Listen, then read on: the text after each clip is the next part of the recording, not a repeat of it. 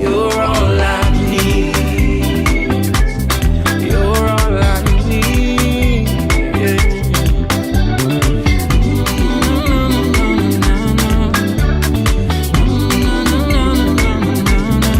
So now I'm learning to walk in your steps.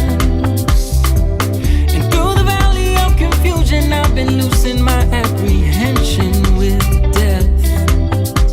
But you say, let me lead you, let me take you by the hand, so I can feed you from a good and precious land. Now I owe it all to you, giving my heart to you, freedom becoming true. Nobody else like you, do what you promised to, and I'm so grateful for your love. And all my eyes have seen the wonders of your mystery received. I've tasted what it means. Now nothing else is good enough for me. You're all I need. You're all I need. You're all I need. You're all I need. Oh, I need you. Yeah, I need you. Oh, I need you now. Now I owe it all to you, giving my heart to you, freedom becoming true. Nobody else like you, do what you promised to, and I'm so grateful for you. I'm so grateful for your love. I'm so grateful. I'm so grateful. I need you in my life.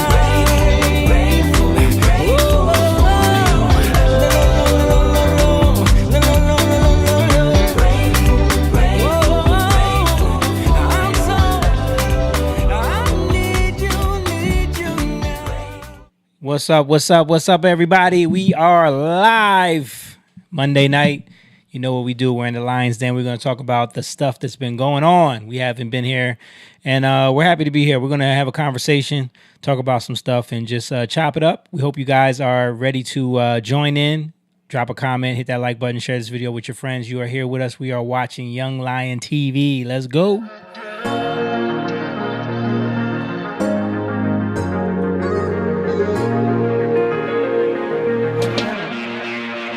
Young lion, everywhere I look, they dying. Everywhere I look, they dying. Young lion, everywhere I look, they dying. Everywhere I look, they dying. Young lion, won't you get up and start fighting? Everywhere I look, they're hiding. Young lion.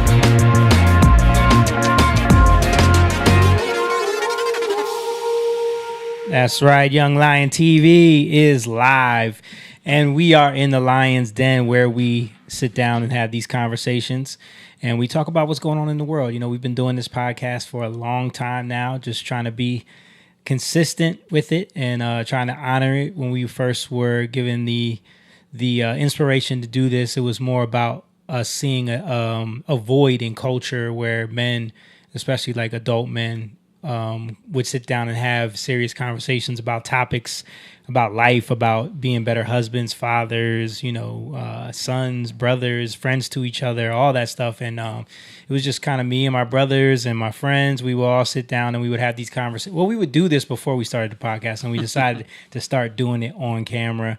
We used to be at the gym till like 3 a.m. having conversations. In the circle, talk for a while. That's what it James used to be called. Yeah. And we thought it was important to show that dynamic because for the most part, men had this reputation of being very surface when it came to their relationships and only being able to talk about sports and the typical topics, cars and things like that. But yeah, we wanted to change culture a little bit, and we've seen it happen in real time as we have been doing this podcast. We've seen the culture around men and the just like the ethos of men changing in real time, and even like the culture around politics and family and all and what's important. I think we're seeing a shift in all of that stuff. So, you know, if you want to support what we do here and you want to help us continue to be able to do this, we have a Patreon that you can join. The link is in the description. And we also have a Cash App where people just send in donations and help out that way until we get the super chats going. We're almost there on YouTube, and we do have those available on Facebook. And yeah, that's it, man. If you want to support us in that way, we greatly appreciate it. But the easiest thing you can do is hit the like button when you're in there right now, and also share this video with your friends and drop a comment in. Let us know where you're watching from. Shout out to all our Patreon members who always join in on the conversation. We love you guys. We appreciate you guys. And with me this evening, I have my brother from another mother. He's the coolest Asian in the podcast ethos, Mr. Simone Chang. What is up, my friends? What's up, Jordan Damiani? Jordan's in there. What up, brother? Shout out to Jordan, man. And then, of course, holding it down, pushing the buttons, changing the cameras, doing an awesome job is our mother. We love her very much. The baddest, based boomer, Miss Angeli Lopez. The best. She's the best. And I'm here holding it down, trying to make sure we have all the clips and all the segments intact and getting things going to the best of my ability. The guy that everyone thinks looks like Conor McGregor or, some light-skinned guy with a beard. And I'm Jamie Evans. Whatever ginger guy you look like. Yeah. Sometimes it's just a guy with a beard. Just a guy, whatever, beard guy. You look like him. I've gotten Terrence Howard. I told you in Mexico that this dude was trying to say I look like Neymar. You look nothing like Terrence Howard. Oh my Steph goodness. Curry. I can see Steph Curry a little bit. I guess maybe Steph Curry. without the beard. Yeah. Well, he did have a beard for a while. So did he? He did have. I don't know. I don't beard. watch basketball. Yeah, man. But yeah, other than that, man, what's been going on with you? I know this weekend you had a little trip up to PSA's and changed some brakes. Yeah, my cousin. He shout out to PSA. He made his social media debut back in the day on our music video for "Take Me Home." "Take Me Home." That was a classic, video. Low budget, self-directed music video that we did. But ourselves. An awesome video. It's awesome, man. People to this day, people will write us and be like, I love your "Take Me Home" video. Yeah, every time I watch it, I kind of get emotional. Yeah, Yeah, but anyways, go watch that. Yeah. "Take Me Home" by Jatan. Yeah. He invited me and Stan, and I kind of reached out to you. Just it wasn't a big deal, but he needed some breaks done. Yeah. And his wife did not trust him to do it by himself. If y'all don't know Pise, he lost his legs in war in the army, and he's a double prosthetic. Yeah. And his wife, she makes fun of she is funny. Her English has gotten way better. It's gotten. He went to the motherland to get him a wife, and she came here barely spoke any English, and now, bro, she's a huge Eagles fan. She's a huge Eagles fan, probably bigger than him. Yeah, and she talks all smack. Really, bro. She talks all smack. She's a jokester. But yeah, it was a good time. I haven't changed brakes in a long time, bro. When the last time. What were you gonna say? I was gonna say the last time I remember changing brakes was when I got my dad's Jeep. Yes, that was the last time I changed brakes. Wow, and those were drum brakes. Yeah, your dad's Jeep in Julio's. Didn't we do that in Julio's work garage? I think we did. Yeah, we did. Yeah, that was the last time. So I was like, it's not that hard. Like, his wasn't drums. It was just, rotors and pads. Yeah. But, you kind of like, I was like, what do I do? Yeah. But Stan's a G, man. He's a G with Stan's good with that stuff. He's really good with that stuff. Yeah. But yeah, it was a good time, man. It kind of brought me back to, you remember we used to go to before we were all married and before kids. he had went to Cambodia to get himself a wife. Right. We were all, it was like a bachelor place. We would go there. He has the McKee Group had built a house for him. McKee Group is a nonprofit that does things for veterans in the military, and I remember that ceremony when they had everyone come and they had got him this home. It was like a huge deal, bro, because they don't do that for everybody. No, they don't. And he got blessed. He's man. blessed, you know, with that beautiful home, and we would go there. We were young. We'd go there, hang out, and just do guy stuff. He had all these extra rooms. We could stay there. Like we would hang out. We would grill. We would watch football. But that's what it kind of felt like, things are different now, but it kind of brought back those type of memories. And Jess had commented on the picture, I guess, whatever, saying that we took 8 hours. We did take like 5 hours, but it was a lot of goofing around you guys going to the store. But it was a great time, man. I wanted to come. I had stuff to do here. Had a bunch of editing to do on the film. So I couldn't. Busy man, Jamie. Bro, it's nonstop stuff to do. That's why we prayed for you, because you got a lot on your plate. Yeah. Shout out to Papa Jeff. He said, "Great Monday night with the Young Lions." What's up, Pops? How you doing, man? It's good to see you in there in the chat. Man, but I remember those days. Those were the good old days, man, hanging out with PSA. He's still trying to get me to get a motorcycle. Really? Yeah, because Stan has a bike, his Honda, and PSA had gotten a, what are those called? The is it Can-Ams? The two wheels in the front and one in the back. Yeah, I forget what those are called. His is nice, bro. It looks like a Batmobile. Yeah. He's like, yo, it's so easy to ride. Yo, just talk to Jess. Like, she ain't going. Yeah. I ain't doing it. Don't do it. I don't like motorcycles. I really don't. Don't do it. I just saw a video today on X of a guy riding a motorcycle, and a lady just didn't see him and just pulls out and just puts him in the hospital. Dude, that's the hard part about riding is, like, you, first of all, people are already bad drivers when you're in a car. But when you're on a bike, they really don't see you. Yeah. It's if something happens, it's over. That's it. Yeah, that's it, Poppy. That's why you got to wear all that protection. I would rather get a jet ski. Yeah, you're safer. If you fall, a little bit safer, you can survive. A little bit safer if you're not crazy. Yeah. Yep. And they're fun as heck. They are fun. I rode one last summer in Virginia Beach. One of Jess's friends. Yeah. He's got that thing is fast, bro. Yeah. Like, you go like this and you're already going 50 miles per hour. I was like, what the heck? Yeah. Those things are fun. Yeah. Yeah. Yeah, man.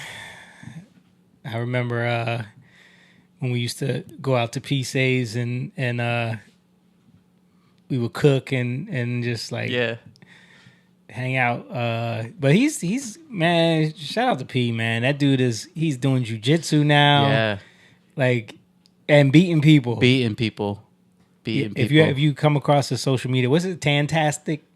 I don't even. Tantastic on IG, I think it is. Tantastic. Yeah, PSA Tan. Yeah. How's his kids doing? They're they dealing with things. How many kids now? 3? He has 3. He has 3. Yeah. Yeah. Alyssa is the oldest. She's about to be 18, bro. Can you believe that? What? Come on. Yeah. Wow. I can't. The second one, Isabella. I'm so terrible with ages, bro. And then Gabriel is the youngest. Wow. 18? Yeah. Isabella and Gabriel's tall. Alyssa's the shortest one. She's really? the oldest. I can't believe, though, 18. Yeah, I remember when she was born, man. That was another time we went to the hospital to visit. Yeah. Because, she was born without a liver.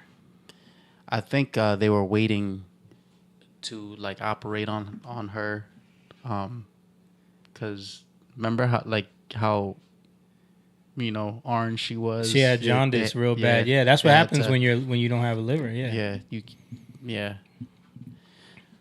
That was crazy to see a baby like that. The fact that it's a miracle that she survived all of that.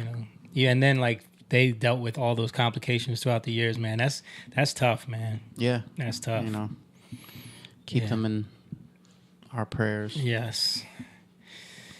Yeah, man. But Courtney said, "Hey, family." What's up, Court? Hello. What's up, Court? We didn't see you at church on Sunday. Yeah, what was you doing, Courtney? But yeah, let's get into some stuff, man. So the first thing we got to get to is the big story of the week. Probably the most stuff I saw nonstop was the huge gaslighting job that we saw, that we've been witnessing since 2020 from the great and powerful Dr. Fauci. Yeah. Yeah. Dr. Fauci. Yeah. Bring me vaccines. Yeah. Like we watched them prop this guy up as the end all to be all of science. He was science. Yes. He told us himself. He was science. If you attack him, you're attacking science because he is science. And Big fraud. Thankfully we are a crew that tends to pride ourselves on common sense, right? Yeah. So back even when all of this was happening, when they were locking down the country, when they were telling people you got to wear masks everywhere, when they were trying to force everybody to get vaccines, we wouldn't do it. We were just kind of looking at everything like this. None of this makes sense. Yeah. And the stuff Fauci was saying, and like we saw through that dude right away. I mean, if people go back to our archives from 2020 on, you will see from day one we were not about it. And to see now how they will try to gaslight and just completely memory hole everything when you do have the media campaigns of pushing people on Fauci on all these shows, trying to deify him in certain ways. And like you saw the late night shows doing songs to Fauci, that clip you're talking about, give us vaccines, the one people doing Fauci dances on TikTok. Remember the doctors doing the dances, the nurses doing the dances. Like it was just one big. I remember us playing on the podcast the clip of "We're all in this together." Yep. And talking about the term social distancing and how that was a spell. Yep. And now come to find out that was made up. The 6 feet thing was made up. That wasn't backed by science. Yep. That was just something that just appeared, he said. In his word. The double mask. Then the triple mask. The triple mask. Yeah. People are still wearing masks. Yeah. I mean, I haven't seen any yet, but people are. I see them. Yeah, I see them out in the wild. That's crazy. And it's almost like a marker of psychosis at this point. Like mass formation psychosis. I think Robert Malone deemed it on Joe Rogan. And just the fact that like this campaign to demonize and dehumanize and illegitimize anyone who spoke out against it, even medical professionals, scientists, virologists, people that the guy that invented the PCR test that they were using to test for COVID, that he was saying this is not what it was meant for. Yeah. All of these people were deemed to be crazy kooks, conspiracy theorists, and we're supposed to listen to Dr. Fauci. Yeah. So Dr. Fauci was brought in front of a Senate committee. Yeah. Of course, Rand Paul is the guy that has been like, in his for like years, right? Yeah. Like we need answers from you, bro. And he would hit him with the Senator Paul, you do not know what you are talking about. Excuse me. That's pretty good. Senator Paul. Yeah. I'm laughing. That's what we were getting from Fauci. But guess what? What? Okay, it might be conspiracy theorists. Okay. But I just saw that Rand Paul's wife got stock before even COVID started. Yes. Stock in what? In in COVID, in the shot. She got stock in COVID? No, not COVID. How do you do that? No, James, patent the virus. Stock in the vaccine.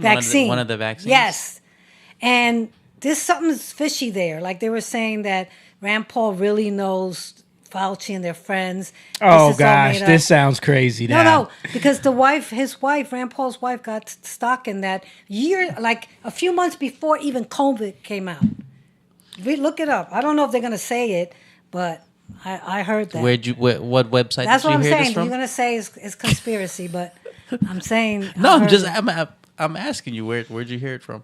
In February 2020, which is right before COVID dropped. Right. Yeah. You guys got sick around that time. No, we got sick. We got sick before that. In November. Wow. Yeah. The year prior. Okay. Yeah. We were in Bahamas in February. Yes, and I remember them stopping everybody when we were going into Bahamas, asking if we had been to China. Yeah. But yeah, they were kicking Chinese people out the country. The Chinese people were really, really mad that lived in the Bahamas. Okay. You know, so they were talking about that. Yeah. You know, about what's going on. Hey, and Bahamians, they ain't playing. They knew they based. Yeah. You know, in the States, we were being called anti-Asian. They did a whole hate crime bill because of the calling Stop it the Asian hate. Stop Asian hate. That's what it was. I did not feel Asian hate at all because of people calling it the China virus. Yeah. Yo, all the gaslighting that we dealt with is so insane. I call it the China virus because it came from China. Yeah. And he's right.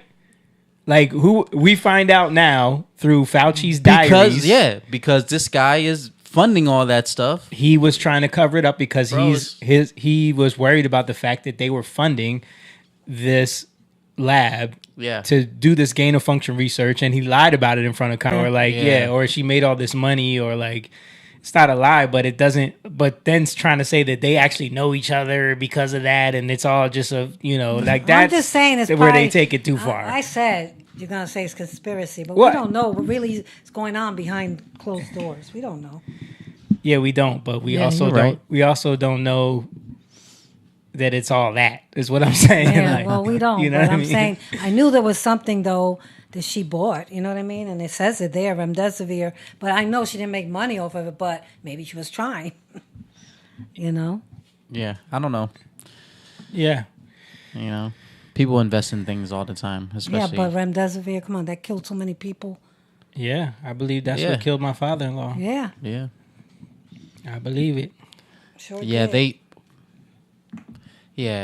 she probably knew that, that was a drug that they were trying to push or whatever. Yeah. Yeah. I mean, that's what it all boils down to. They didn't want to use, ivermectin and hydroxychloroquine because those are cheap drugs that's been around forever. And you know how many people in the Senate do that? Make investments based off of what they know is about to be pushed. Yeah, of course. You know what I mean? Yeah. Like, they probably already had a plan in place. Like, okay, what's working on this? All right, we're going to use remdesivir. Boom, buy a bunch of stock. Try to make a bunch of money. But my question is, she bought that way before COVID came up, right? No, it was already February. It was already starting. Because remember, on Valentine's Day, remember that when Trump was telling people not to go to Chinatown or whatever, and then Nancy Pelosi went to Chinatown. Remember that? Hugged all the Chinese and people. said it's because Trump said it's safe here. You don't have to be afraid. The fear mongering and xenophobia. You don't remember that, Mom? No, but I remember that it came out. I thought COVID came up like in February. And when did she buy that stuff? February. It said February 2020. Yeah. I know a lot of people started getting sick in February and in March. Yeah, they shut down the country in March. Mm-hmm. Yeah. Yeah. But yeah, it was hold on, let me see if I can find that clip of Nancy Pelosi because Papa Jeff said Wizard of Oz, Dr. Fauci. Mm-hmm. And Courtney said, "Whoa, can I get in trouble in private?"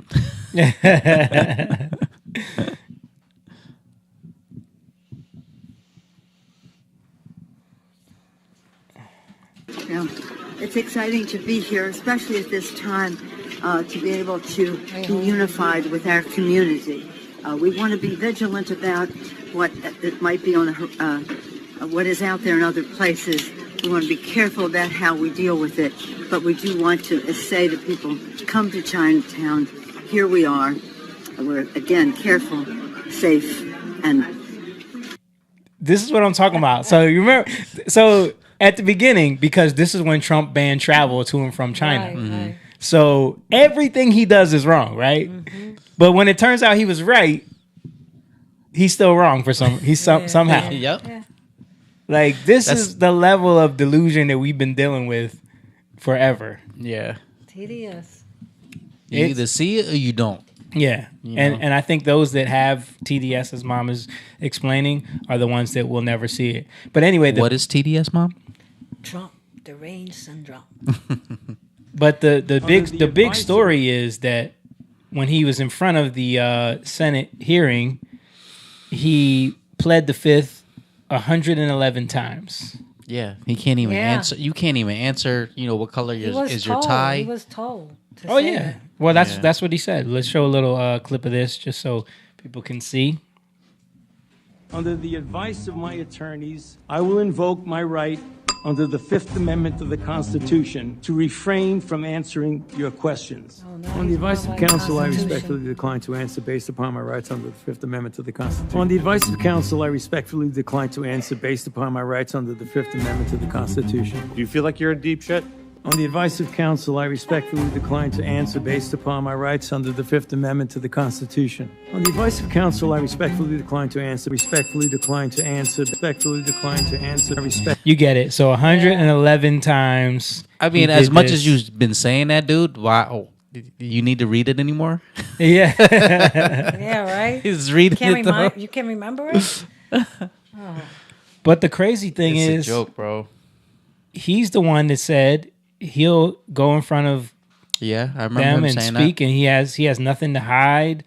But he's pardoned, right? I saw something about how he's not allowed to plead the fifth, right? That's the thing. That's what they're going to try to go after him for now, because you have a blanket pardon from Joe Biden's auto pen. Auto pen. Yeah, That's another thing. You have a blanket pardon That's from another conspiracy, guys. Joe Biden's auto pen pardoned you all the way back into 2014. Is there facts that There is facts behind it that back that up. Is it conservative facts? It's real facts. Yes.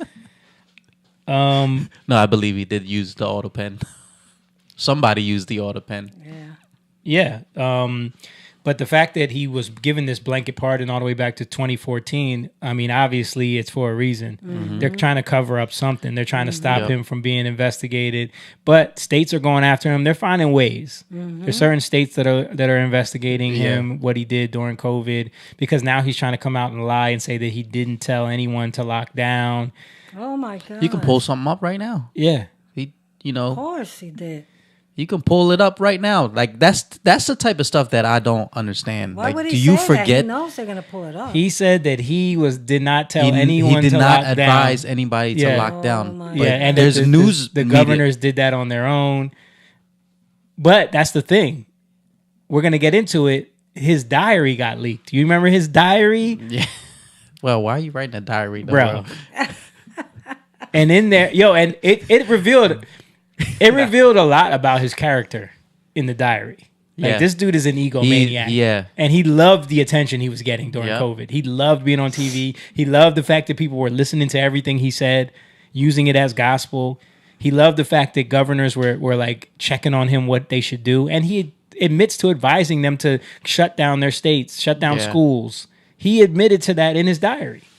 Because what he was doing was he was keeping a log of everything because he was planning on writing a book. And that's what got... But he's such a retard that he did How did it get leaked? He did all of this on his government computer. They have access to all of that.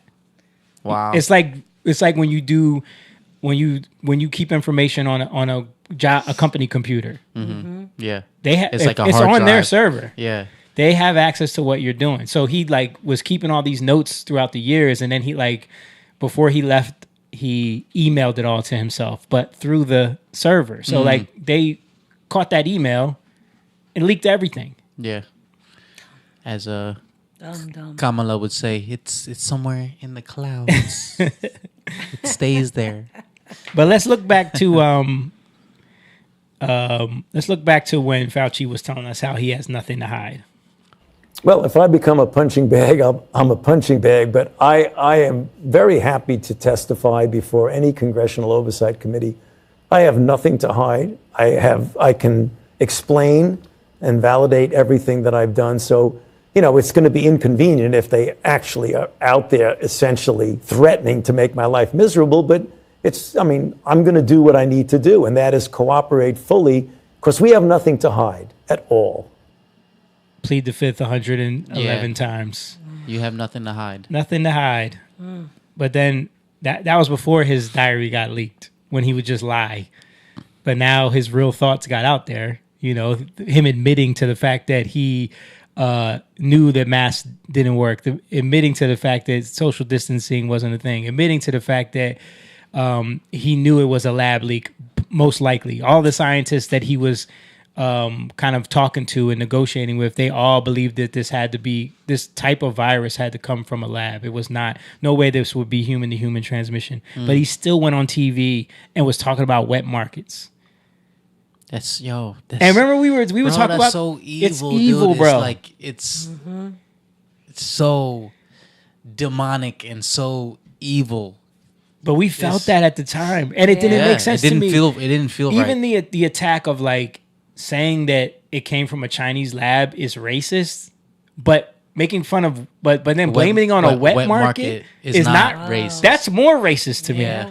Because you're trying to say these weirdos eat some weird stuff and then they're not clean, and they got a virus because their markets aren't clean, and then they passed it on to everybody else. That's more racist than saying. But what you're trying to do is cover up the fact that you're involved in what was going on in that lab, and this is what we're finding out now. And we never stayed away from each other during that time. No, we always did the podcast every week. I felt like we were still free, except when you went to the stupid restaurants, you had to wear a mask because you can't. But then you take it off when you're gonna eat. How dumb! That even the kids, our kids used to say something about that. Yeah, our kids, they were little at the time. They knew that something wasn't right. Yeah, about this. Yeah, hold on, Uncle Denny just wrote something long. Let's see. Let's see what you're talking about, Uncle Denny. What's up, by the way? The story was Obama shut down the funding and work on the quote-unquote gain-of-function research. Fauci and his cohorts were siphoning funds from a lot of different departments and kept the research going. Yeah, Obama actually did make it illegal to do gain-of-function research, and they tried to go around it using EcoHealth Alliance and all these other organizations. And that's what they're trying to cover up. So you are correct, sir. Put a mask on before you go in the store. It don't make no sense, dude. That was the worst. Our buddy, Jordan almost got thrown off a plane because because of the stupid rules. The stupid rules. First of all, how we are you listening, Jordan? Are you still here? Social distancing, you had to be 6 feet apart at all times. Our kids had to, half remote hybrid days, so they couldn't sit close to other students. But then on a plane, a business that needs to pack these they were not going to give up seats. That's right. You're safe enough to sit right next to somebody. Yep. Yeah. Rows deep. You have to wear a mask. You have to wear a mask. But when you get your drink, you're allowed to take the mask off to take your drink or eat food. So if you're eating food, you can have your mask off. That's so ridiculous. It's silly. And everybody thought it was silly. But the airlines were like, no, but we have special filtration systems. Get the heck out of here. Y'all ain't got nothing special. There's Stop nothing lying. special. Why you lying? They lying. Why are you You're really lying? Yeah. Here goes Fauci feeling himself back in the day. You're really attacking not only Dr. Anthony Fauci, you're attacking science. Science and the truth are being attacked. Under the advice of my attorneys, I will invoke my right under the Fifth Amendment of the Constitution to refrain from answering your questions. Yeah, because you're attacking science when you attack him. Yeah. When you point out how ridiculous he is, you're actually attacking science. But isn't it funny how everything that's done and not the dark because they're doing evil stuff. It comes out. Yeah. Eventually comes out. Bro, you're straight up lying, Yes. though. You know that all these people are just, you're causing all this mayhem and just fear mongering. People are dying, People you know, are because you're dying. pushing See, that's another remdesivir. thing. Yeah. So many people are dying. That's from another blood thing he lied clots. about, too. You know, hydroxychloroquine Yeah. and Yeah. ivermectin. Monoclonal antibodies, Yeah. ivermectin, all that stuff. Like, you knew that this stuff Worked. better than the new drug, remdesivir.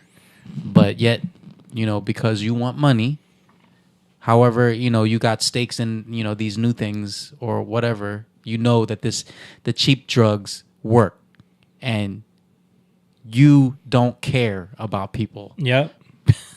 That's You what it care- all you care boils more down. about your Fame, power. Yeah. Your power, money. and money. He got rich. And it's sad that, and I'm just saying because you're a father-in-law that happened, but it's sad that they closed him out of the family. Yeah. When they go in there to do stuff, what's the difference? And then on top of that, they gave him that freaking The ventilator. ventilator with remdesivir. That what kills you. That Yeah. we know that. Yeah. And they killed him. And that they did that to so many people. And they have to be accountable for this stuff. Yeah. Eventually. Well, hopefully. that's why they're doing these hearings, to find out like who's going to be accountable for this. How do we make sense of this stuff that we know for a fact a bunch of people dropped the ball on, and how far does it go? How sinister is this? Yeah. But when someone pleads the fifth 111 times, you know. You know, but that right there shows you that something's wrong there. Yeah. 1, 2, 3, 4, 5, 5. Yeah. And you know how many people have died from those thick blood clots that they got from the shot? Yeah. So many young kids on top of that. I mean, there has to something be done because this is horrible. Yeah. Sad. It's very sad. Let's check some of these these clips of here's Senator Hawley. On the advice of counsel, I respectfully decline to answer based upon my rights under the Fifth Amendment to the Constitution. love Let's just that get one guy. thing straight. You don't have any rights under the Fifth Amendment love because you've him. been pardoned, as you very well know. As the Supreme Court has been clear for a century and more, Brown versus Walker, 1896, when he has been pardoned, he may not stand upon his privilege. You know that. Your lawyers sitting behind you now shifting nervously in their chairs. They know it. This isn't about the Constitution. This isn't about the law. This is about contempt. Contempt for this body and contempt for the American people. Mm-hmm. But I think I know why you're doing it. It's because you don't want to answer questions. It's because you did all kinds of terrible things. It's because during the pandemic you got rich, didn't you? Mm-hmm. You got rich while people were dying, hundreds of thousands of Americans, over 1 million in the end, and you were getting rich. And not only were you doing that, you were using federal employees with taxpayer money to apply for and solicit cash prizes for you personally. Cash prizes totaling over $1 million. You did all of that during the pandemic. Yeah. And I love that guy. I always loved him. He's so good. Josh Hawley. Yes. He also asked him about he was like, well, let me try this. I think he asked him like, what color is that folder in front of you? And he pled the fifth on that. right. Like he's not going to answer any questions at all. Yeah. I mean, what he said was spot on. Like, Yes. I thought you had nothing to hide though, dude. And he said his lawyer shaking back there. Yeah. This is the clip Moon was talking about. We played this on here before.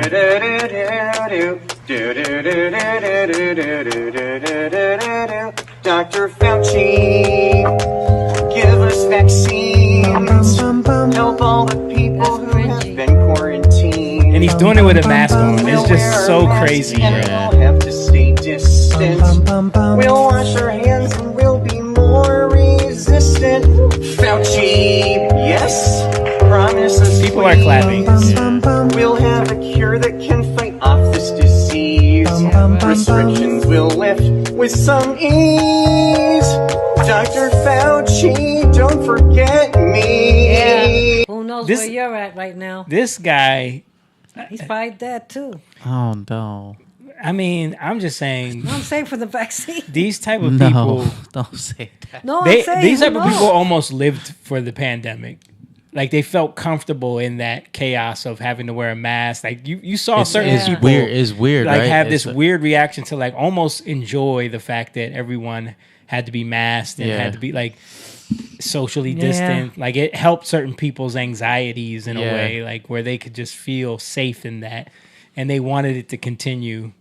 It's all a mental state, though, man. It's like, just a few months. That's a little kid, you know. That's not a little kid. That's a grown man. That's a grown man. Well, mentally, he seems like he's a little kid. Yo, he don't seem like he all there. No, he doesn't. But they let him get on stage singing the Dr. Fauci. Oh my gosh. All right, hold up. I got a whole bunch of Pop finally got on.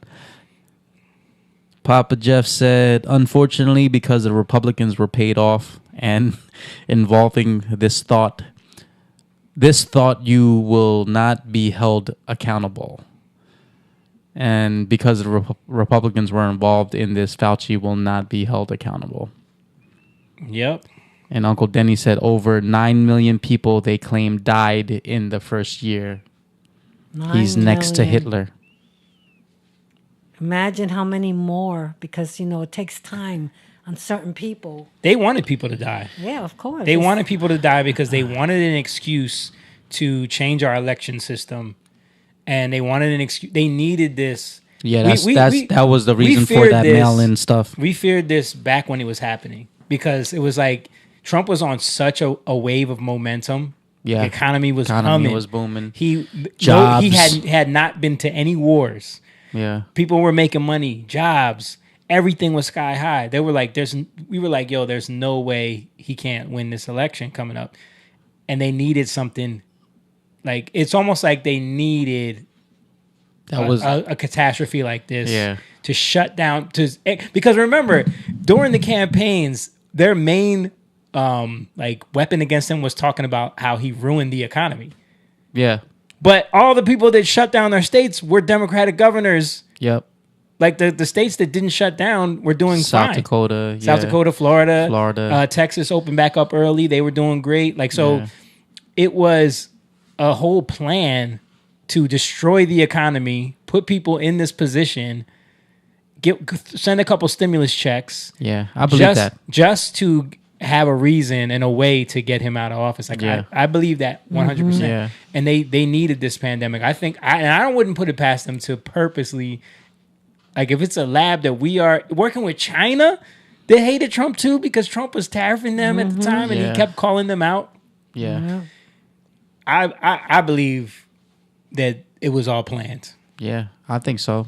Yeah, it was booming. Gas was low. Yeah. Gas was like, I think under $2. It was some places. I remember the lowest it had been. 180 something. Yeah. I remember. Damn. Yeah, he had it booming, and that I wholeheartedly believe that. You know, that was their their thing that they had in their side pocket. That was their nuke. That was their their last resort. Yeah, but how about the depopulation? I heard the World Health Organization. Yeah. They were talking about that, the population. They want to depopulate. So what do you think they're going to do? All these evil things. Well, yeah, they definitely could, kill two birds with one stone with that. Yeah. And it's also a way to push more authoritarian rules. Like all these countries were creating these authoritarian, like they tried to do the passport, the vaccine passports. They tried to do all this stuff. Thankfully, in this country, there was a lot of pushback. So I think a lot of that stuff didn't work. Yeah. But in a lot of places, that stuff is still in practice to this day because people are in fear. Yeah. And you notice after the COVID, they tried to come up with all these other diseases, and then it never worked out because nobody was going to do it. Everybody was like, no. I'm not doing that RFK again. was on with Dana Bash. I saw some of that. Bringing up what's going to happen with the next pandemic. I don't want to talk about what happened in the past. I want to talk about what are we going to do for the... No, we need to talk about what happened in the past because we did everything wrong. How y'all just, bro, they had freaking death. I remember seeing that death thing. I'm like, yo, you... I think he said that to them. Like they had a death ticker. You were trying to put everybody in fear. But again, this is part of the plan, right? Yeah. How do you justify to people? Because America is one of them countries where people will push back. Mm-hmm. How do you justify to people to not go to work, shut down their state, stay home? They had to make it look like the movies that we've been psyoped with for the last 20 years with Outbreak and Contagion and all the where I Am Legend. Yeah, it looks like it's about to be something like that, right? So they started showing fake videos. Remember them videos of all the people dropping dead in the streets in Italy and China? Where did all that go? Yep. That was all coming out on the internet when this first in February and March. This was all we're seeing is these videos of people in hospitals just dropping. Find out all that stuff was fake. Yep. Yeah. Then they're putting death toll tickers after Cuomo, Whitmer, all these Democratic governors put people in nursing homes with COVID and killed all these people. And that's how you control people, man. You control people through fear, dude. Through fear. You know, and they People will give up their comply. rights. Yes. People will comply, you know. And, you know, we did, you know, in public, we would try to, you know, be, what's the word? Like, you will follow the rules. Yeah. But, you know, we were gathering. We were getting together all the time. And that's the thing that, like, kind of bothered me, man. Like, all the, like, your father-in-law, for instance, you know, they died alone. Yeah. You know, I felt, it's like, I feel compassion for the family and the you know, because it's like, it made them give up, you know, hope. You know, it's like, you saw that they want to get rid of family. They want to get rid of hope. They want to get rid of Thanksgiving. Yep. You know, They try to stop Thanksgiving, try to stop Christmas. Yeah, they would shame you. Yeah. You know, save grandma. Yeah. You know, that We're type. all That in type. it together. They would bring grandma all the Remember time. we would play the videos of people like doing these ridiculous things with like plastic and hugging each other through plastic. Oh my God. Ridiculous. People wearing these ridiculous outfits my to go around gosh. each other. Like, bro, people were insane. Yeah. Like through fear. Yeah. That was for me, it was like this big gauge. It was eye opening. And we used to talk about this back then of how far people will go when they're afraid. Yeah. How much they will give up. How much they will just lean into authoritarianism when they're afraid. Yeah. I know. And people saying, why don't you have your mask on? You have a mask on. Right. What are you worried about? Get vaccinated. This is Yeah. a pandemic of the unvaccinated. But if you have the vaccine, you should be safe. Yeah, Yeah. exactly. If you have a Yeah. mask Why are you on- worried about if I'm vaccinated? None of it made sense. Yeah. And it can show you a lot of how, you know, we can be easily manipulated. Yeah. You know, how parents can even do that to their children. Yes. You know, pump that fear into them. And how people will rat out. Like you see how the Nazis Oh, my rounded up people. You gosh. see how Pol Pot was able to get people Yeah. to turn. Because when you're in fear, you will rat out other people Yep. to save yourself. Yep. And you saw that. And the other thing we saw is how when people are authoritarians, the rules don't apply to them. Mm-hmm. You saw with Gavin Newsom, with Yes. Beetlejuice in Chicago, with Christy Whitmer, Mm-hmm. with Andrew Cuomo. They will all of these justify people, it somehow, you know? they're locking down their states. You can't go nowhere, but I can do it. Yeah. And when they get caught, they have an excuse. Yep. Mm-hmm. Yep. Of course. Rules for thee, Yeah. but not for me. Yeah. Anyway, let's look at this. Let's look at this meme of Fauci where they you was talking about the Dave Chappelle thing, and I was like, yo, they actually did that. Plead the fifth. I plead the fifth. 5, 1, 2, 3, 4, 5. You say fifth. Go ahead and ask me a question. Did you? AI, man. But it's just crazy because Dave Chappelle, he made a joke about that. People finding out about the Fifth Amendment. Oh my God. And That was R. Kelly though, right? No. Was that the skit for R. No, R. it Kelly? wasn't R. Kelly. No. R. Kelly was the R. Kelly was the guy saying it wasn't me in the tape. Oh. The Fifth And then was a the- different skit. But they don't even go by the Constitution. But then for that, the Constitution beat the Fed. Yep. Yeah. Pop said, definitely a conspiracy that needs to be exposed, and more than they need to come before God's court for justice. Yep. I mean, that's what it all boils down to at the end of the day. Yeah, I know we all want to see people held accountable, but I just thank God that we had a community that was able to like navigate that whole time and not lose our minds, not go crazy, not fall into all of these traps. I mean, I remember even, and it's, we call my mom one of the base boomers for a reason, because I remember a lot of women, especially at the beginning of the pandemic, was losing it. Yeah. And like a lot of even in our circle, it was like we were like, nah, we got to go to the office for this or that, and it was like, no, but you can't. But they're giving out $1,000 fines to anybody on women were more in fear. They were like, so yo, scared. They're not gonna do that. They can't do that. Like, we're gonna be fine. Like, I remember certain people weren't allowed to come around because we don't wear masks. You remember that? Not to mention any names. You know?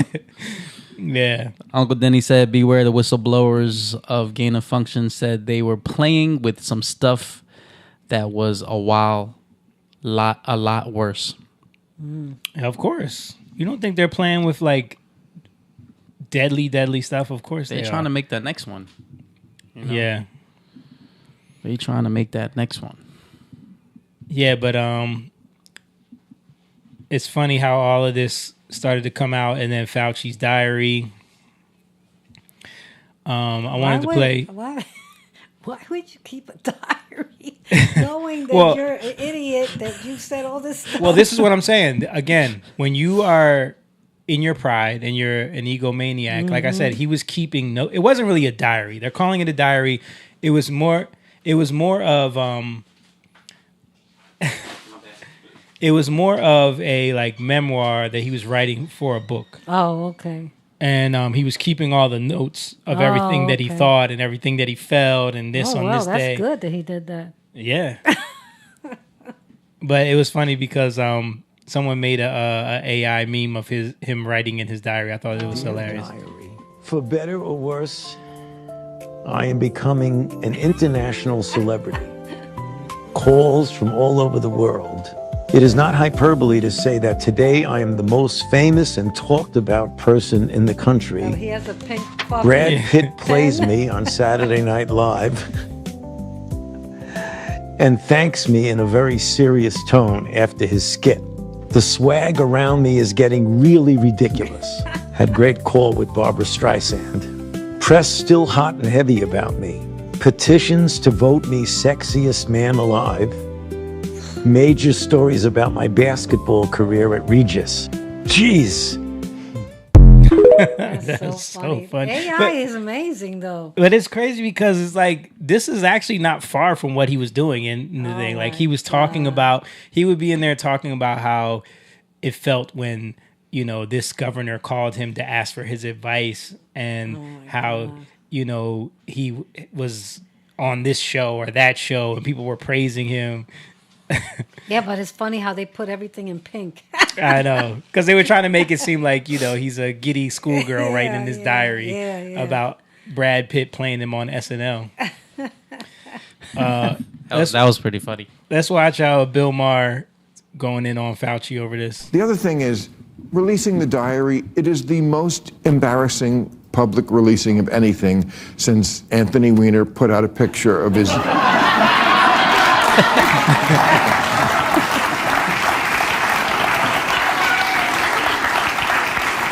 This dick next to a baby, and he's just susceptible to flattery. And for the people who say, Trump, he just lives by people kissing his ass. I got some of the Fauci. This is from Fauci's diary. Fauci, the nurses went absolutely wild to see me. They were squealing and laughing and clapping. It was something to behold. That is Fauci, real. Many print profiles and features on me. Ridiculous. Too many to count. Fauci, I'm such a valued spokesperson and a good communicator. This kind of stuff is dangerous because he was having his ass kissed by one side in the debate, and I think he made decisions based on that. Yeah, exactly. But that's what I'm saying. Like, and there was other stuff in there that was just as cringy as that. I'm telling you, like that's why that AI meme was not that far from the truth. Funny. Like he was loving the adoration. He said Brad Pitt playing me on SNL and Simone, thanked me after the but skit. Simone, you didn't see it at the end. He laid on the bed with the book. Yeah, I'll show you what it looks like. This is him. With the feet. It is not hyperbole to say that today I am the most famous and talked about person in the country. Brad Pitt plays me on Saturday Night Live and thanks me in a very serious tone after his skit. The swag around me is getting really ridiculous. Had great call with Barbara Streisand. Press still hot and heavy about me. Petitions to vote me sexiest man alive. Major stories about my basketball career at Regis. Jeez. Oh my gosh. So silly. Yeah. Let's hit this other clip. Go ahead. Crazy though. Dude was feeling himself. He's not Mother Teresa's son. He looks just like her. I don't know. I've heard people say that. That's a conspiracy theory going around. Yeah. But I'm saying they look alike. On Boomer Facebook. Yeah. 56% of the country still supports, likes, and believes Anthony Fauci is a leader in health. And they also compare him to RFK Jr., who is down like at the bottom, or Dr. Oz. Like people think RFK Jr. and Dr. Oz are jokes. They still trust Anthony Fauci, Americans. Okay, but 56%? Yeah. Having said that, he was caught in actual lies. He was telling people, and the big issue to me is the origin of this, which is very important. How did it start? And he was telling people up front when it first began, it was from the wet markets. It could not, that's a conspiracy theory. If you say it, escaped from the lab. And he knew better because we have him in his diary telling us what he was saying to other scientists who were saying, no, absolutely. And the real issue here is the gain of function research. Yeah. And again, if we weren't so partisan, we could just say, gain of function research, Obama told him not to do it. I would always have said, don't do it. But it's a viable debate. It's a reasonable debate. Should we soup up something that's bad, this bacteria, to study it? Maybe if it got out, it would be even worse. I think that's what did happen. We could have had that debate in a rational way. We didn't want to do that. Because why? Because we make everything about race. And this is one of the repercussions in this. You couldn't say it escaped from the lab because that was the racist point of view somehow. That the entire Asian continent would have been somehow complicit in this because it escaped from the... It was ridiculous, but that is where they went. You were racist if you said this escaped from a lab. I think we've morphed from a place... But not racist about the wet markets, like we said. Where we want to, obviously not be prejudiced against anybody, to where people of color can never do any wrong. Something couldn't have escaped from an Asian lab. It was ridiculous. That's not the real reason, though. 56. No, it's not. That's just the tactic that they use. Yeah. They don't care about that. They care about getting caught doing this type of stuff. Right. They don't want to be held accountable. And that guy's stupid poll about 56% of who are they polling? Yeah. Who are the people that is it CNN's audience? Is it? Of course, they're gonna think that way because you guys did nothing but praise Fauci and you make RFK look like a kook. Yeah. When he's actually got more scientifically backed stuff. Around what he's talking about than even Fauci did. And the whole reason about it is greed. Yeah. Money. Yeah. It's all about money. They don't really No matter care how about many people. died, but it's about the money. Oh, they wanted you were right though. They wanted the people to die anyway. Yeah. They knew that the old people weren't gonna. That's a population that they knew was gonna get wiped out. Let's watch Stephen A. There were Smith's others reaction to this. Who had the courage to say, "Bump that." He was talking about Kyrie. Yeah. And one of those people at the forefront was Kyrie Irving. I bring his name up because I had my issues. Because he with refused. him from a leadership standpoint. Kyrie Irving is one of the players that refused to get vaccinated, and they demonized this guy. They wouldn't let him play in home games. But this guy is doing the same thing, demonizing him? No, he's saying at the time he didn't understand why he was doing that. Oh, okay. But now knowing what he knows from, he's apologizing. He's pretty much apologizing to Kyrie. Oh, okay. Never as a player, because he's sensational. But with him, in terms of leadership, and I didn't look at it as being courageous. I looked at it as being selfish. And I watched Dr. Fauci on Capitol Hill yesterday. And the person I thought about most was Kyrie Irving. Kyrie Irving stood out in my mind because of the heat that he was taking. And how folks were piling on because that was just the latest transgression in their eyes that he was committing and subjecting the public to. He refused the vaccine. New York City's mandate made him ineligible for home games, and he linked his stance to people losing jobs over vaccine mandates. In my opinion, particularly hindsight-wise, it didn't make him stubborn or selfish. It made him brave for his willingness to stand up and say, nah, I'm not doing that. Yeah. With his career on the line. Yep. Put his money on the line. He didn't care. They fined him. He didn't care. Yeah. Yep. I people that stood up for themselves. I mean, my cousin, Melissa, she refused to shot and they fired her. Yeah. Wow. But then she got another job. See, so she made out. But I'm saying a lot of people. She's in healthcare. Yeah, she does the medical. Yeah. Yeah, but Migdalia took 2 because they said they were going to fire her. Yeah. Some people they don't have the bravery, to stand up for that. And guess when I retired? 2020.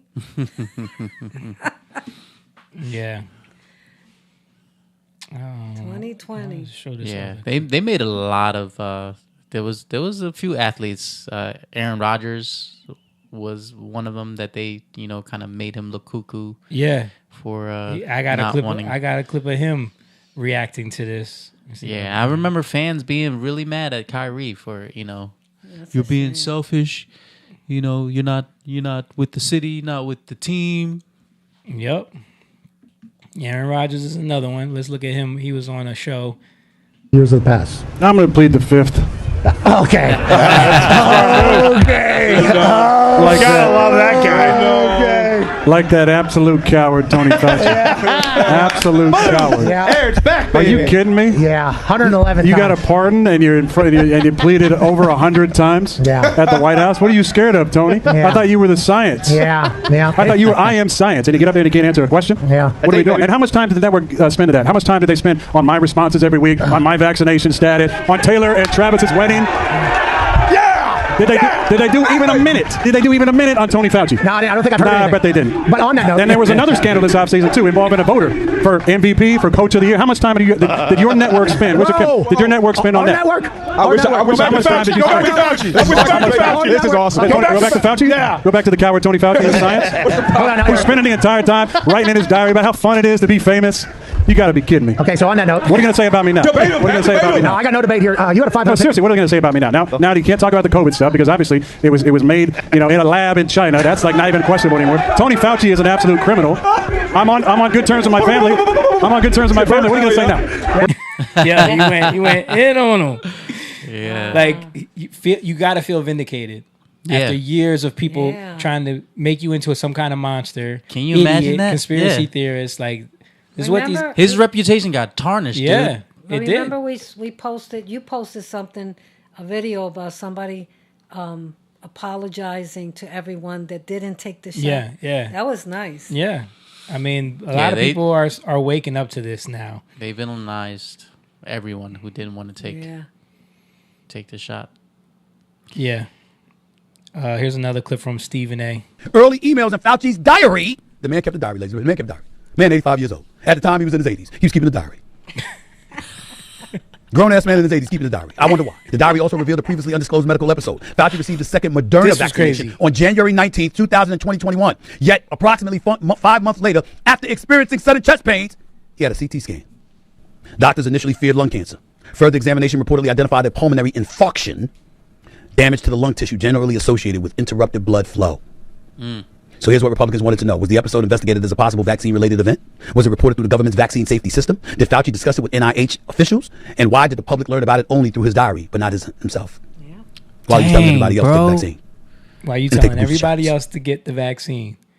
He had a pulmonary infarction himself 5 months later after his second Moderna shot. Wow. But why would he? And had to go to the hospital. But why would he take it knowing that it's bad for you? I don't get it. I don't think he knew. Yeah, he probably didn't know. It's all about. I don't think, like, this is one of the things. I think, like, Fauci like looking at his diary and how much he loved the attention, I don't think he was as informed as people think. He kept flip-flopping on everything. Yeah. First it was don't wear masks because we need to save them for the professionals. Then it was wear a mask. Then it was wear 2 masks. 3. Then it was 3. Then first it was there's no way to develop a vaccine. Then it was you have to take the vaccine. You know what I mean? Like he kept flip-flopping on everything. Yeah. So I don't think he was this like all-knowing being that there and like this nefarious like I know this vaccine kills but we're pushing it because I'm getting rich. I think he was just like the face of this thing that they were using to push. Well, they've been working on it now way that we before. find out that he took 2 shots, then he didn't know then because he wouldn't have done it. Right. Wow. Exactly. Yeah. And then he got sick after that. But not tell the public though. But not tell because he knew. He knew inside that it was the shots. Yep. Did that to him. Yep. Stephen A. Smith talked to Chris Cuomo about it. I think it amounts to nothing. Here's why. Go ahead. Because he's Anthony Fauci and because there's such a direct connection to the Democratic Party. Remember, the Democratic Party rode that wave to get Trump out of office because, again, Trump and the economy, things were, according to them, everything was looking a little bit decent. And then the virus, the pandemic arrived. And all of a sudden, everything went haywire and everything went downhill. And they rode that momentum along with getting Trump to be Trump with his antagonistic, belligerent, narcissistic, immature self. And what does he do? He goes out there, he runs his mouth, and he puts himself in the untenable positions that he put himself in and got himself booted out of office in 2020. Legitimately, by the way, he lost the damn election. It wasn't rigged. He lost. But the point is that I can agree with some of the stuff you were saying, Stephen A. But we're finding out a lot of evidence. Come on, man. And you already are finding out that you're wrong about what you were saying about COVID too, right? Like you were one of the people that was mad at Kyrie, that was pushing the vaccine, that was telling people to just comply. Now you're realizing you was wrong. You could be in the same position when it comes to this election. That you Later don't. on, he's going to be apologizing Because when the evidence comes out, I hope God opens his eyes. Well, we're seeing the evidence come out more and more and more. Yeah. And it's just going to get to the point where once they can't hide it anymore, that it's going to be obvious and everyone's going to know it. And the people that are real ones, and I think Stephen A. is an honest guy. Yeah. You know what I mean? I think he just when he has his mind made up about something, that's what he beliees. Yeah. But once he sees the evidence and he can be convinced, he's gonna. I mean, he's showing me something about himself, like the Kyrie thing. Yeah. Because he was. I remember he was him going in on him. I remember him saying that he's selfish. Yeah. So for him to admit that, he was wrong, and even apologize and call him brave, so that speaks to how he is. Most of these, like, you think Don Lemon would do that? Cuomo would do that? No. He was already questioned about some of the stuff that Dave Smith when he debated Dave Smith, but they spin it. Yeah. Chris Cuomo did the whole fake emerging from the basement thing. Yeah. When he got caught on his bike. Yeah. In the neighborhood. He still couldn't admit to that. Yeah. You still couldn't admit to that, bro. Like we caught you playing your role in the whole pandemic thing. It tells you what type of person you are. Yeah. When you can admit to, you being wrong. But and think about you apologize. We all know that Trump was winning by huge amounts, and then all of a sudden the next morning it was like California 1 o'clock in the morning. The California mayor race. And it was all because of mail-in ballots. Yep. That magically showed up all for Biden. But let's let him finish what he's saying here, because I think he goes into that. So when you look at Anthony Fauci now, the bottom line is they don't get to separate themselves from him now. They don't get to pull that off. If there's any suspicion that can be elevated in his direction, that gets attached to the Democratic Party because you utilized him basically to enforce so much upon the American people at that particular moment in time. And folks are not going to forget that come midterm. They're not going to. Yeah, and if you watch his whole show about this, he goes in on the fact that, like, the Democrats, why did none of them have any questions for Fauci? They were protecting him during this hearing. None of them have a question for him. None of y'all want to know the truth. It's suspicious. Yeah, very suspicious. They're hiding something. Yep. And Yeah. the thing is, right before the midterms, all this stuff is coming up. And that's not going to look good on the Democrats. Yeah. Yeah. You know, because they were all in on it. Yeah. Absolutely. Weren't they like not even there? Didn't they bounce? I think, yeah, some of them did, but there was Democrats there. They just didn't have any questions for them. Let me see. I wanted to show some of RFK on CNN. Did you see any of this? Yeah, I saw some real brief. That lady, what's her name? Dana Bash. She Harry. is so And smug to me. Oh yeah. She's so smug. She was one of the main ones during COVID that was gaslighting everybody. You are the HHS secretary, and you are talking about things that lead to vaccine hesitancy in this country, and it is something that causes problems for people when there is not anything. Let me ask you something. Do you see your job as ending vaccine hesitancy, or do you see your job as telling the truth to the American people? I see my job as telling the truth, and the truth is that there is study after study after study. It's one of the most studied things out there in science. You're repeating and it like a parrot. You're repeating So are it you. like a parrot. So I've are you. actually read the science. You Let's don't want to. come back here and debate the science. I'm not debating this with you. Of course you won't. No, because I'm not all you debating. know how to do is repeat things that people told you and say, trust the experts. That's what you did during COVID. Now we know that Anthony Fauci, who was the expert, was lying about everything, about masks, about the social distancing, about natural immunity, about the transmission from the vaccine, about the source of COVID.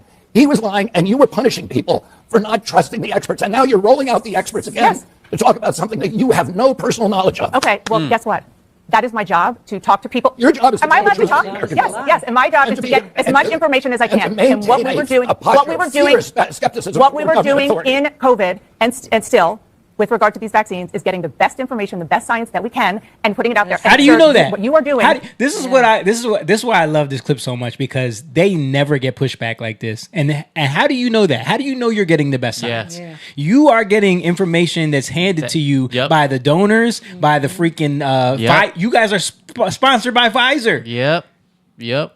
So how are you going to tell us? So it's going to be twisted in a certain way to You make haven't- them look good. But that's why he said you haven't read the science. So how are you telling me that there's studies? You don't Yeah. know anything about this. You're just parroting what they told you to tell what to say. She's very offended. Yeah, but he's right though. Yeah. He's right, and that's what I love about that clip. I'm gonna play another one. I didn't see that clip actually. I saw. Talk about, something you want else. to talk about assertions that Hold on. Let's see. you can't support? I'll get there in a second. Hold on. It got kind of Okay, heated. you want to talk about assertions that you can't support? I'll get there in a second.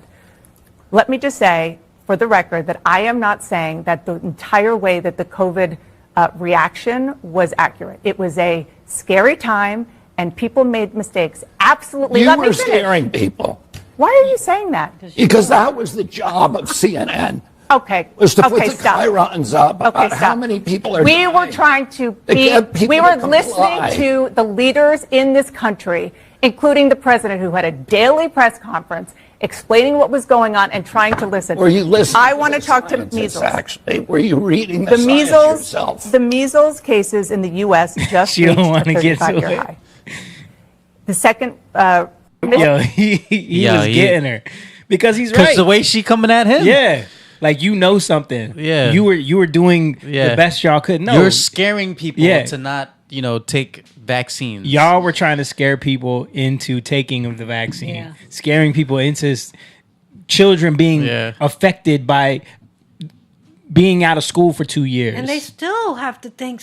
I seen on Walgreens, vaccines, take your vaccine. They're still doing it. Still pushing the vaccine. Yeah. I was just like, are they crazy or what? It's just crazy. But they're told to do that. Of course. Make sure you push it because, dumb people will still do it. Yeah, you are the HHS secretary. that's the same clip. Yeah. But it's hilarious to me that, like I said, the gaslighting, because Dana Bash was one of the main people that was, first of all, when Trump tried to come out with Operation Warp Speed for this vaccine, first of all, we called that out when it happened. Like we was totally against it. We was against the lockdowns. I didn't agree with what Trump was doing back then. Nope. Yeah. I thought he was listening to Fauci too much. Yeah. I didn't like the fact that he was putting Fauci up on TV to talk to everybody. I was like, I don't trust this guy. He's a weasel. And then as soon as Trump realized that he was a weasel, then all of a sudden they became enemies, and then the media could just use that as the division. Yeah. Trump doesn't even trust the science. He doesn't trust, because Trump was talking about hydrochloroquine. Yep. Yeah. Let's see. We do have some breaking news. Drug maker Pfizer just announcing the results of its vaccine trial for adolescents. It says its coronavirus shot was 100% effective at preventing infection. This is back when they were rolling it out for kids. This is on CNN, by the way. Sickness among 12 to 15-year-olds. This could be a major game changer for reopening schools across America. So joining us now is Dr. Chris Purnell. She's a public health physician and fellow at the American College of Preventive Medicine. Dr. Purnell, great to see you. 100% effective? Is that, John and I haven't heard numbers like that. Is that unusual to find that efficacy rate? Nice. Well, that's even higher than what we were reported when we had 95% efficacy in adults. Look, we know these mRNA vaccines are a game changer. The technology is different. The technology is very promising. Oh, yeah, very promising. It's 100%. Oh, my God, guys. Guys. It does not get any better. Guys, it doesn't get any better than that, guy. It's 100% effective. Like, this is what we were dealing with. We trust you. We're gonna get this in our bodies. Yeah. And did you hear that little manipulation and spell in there when they said this could get us to reopen schools? You know how many parents were desperate for their kids to go back to school? Yep. Would you not sacrifice your children on the altar of the vaccine to get them to go back to school? I wouldn't do it. Yeah, they sacrifice them for smaller things. Yeah. Wow. The heck, man. That's. If you, just watching that, you see the wizardry. Yep.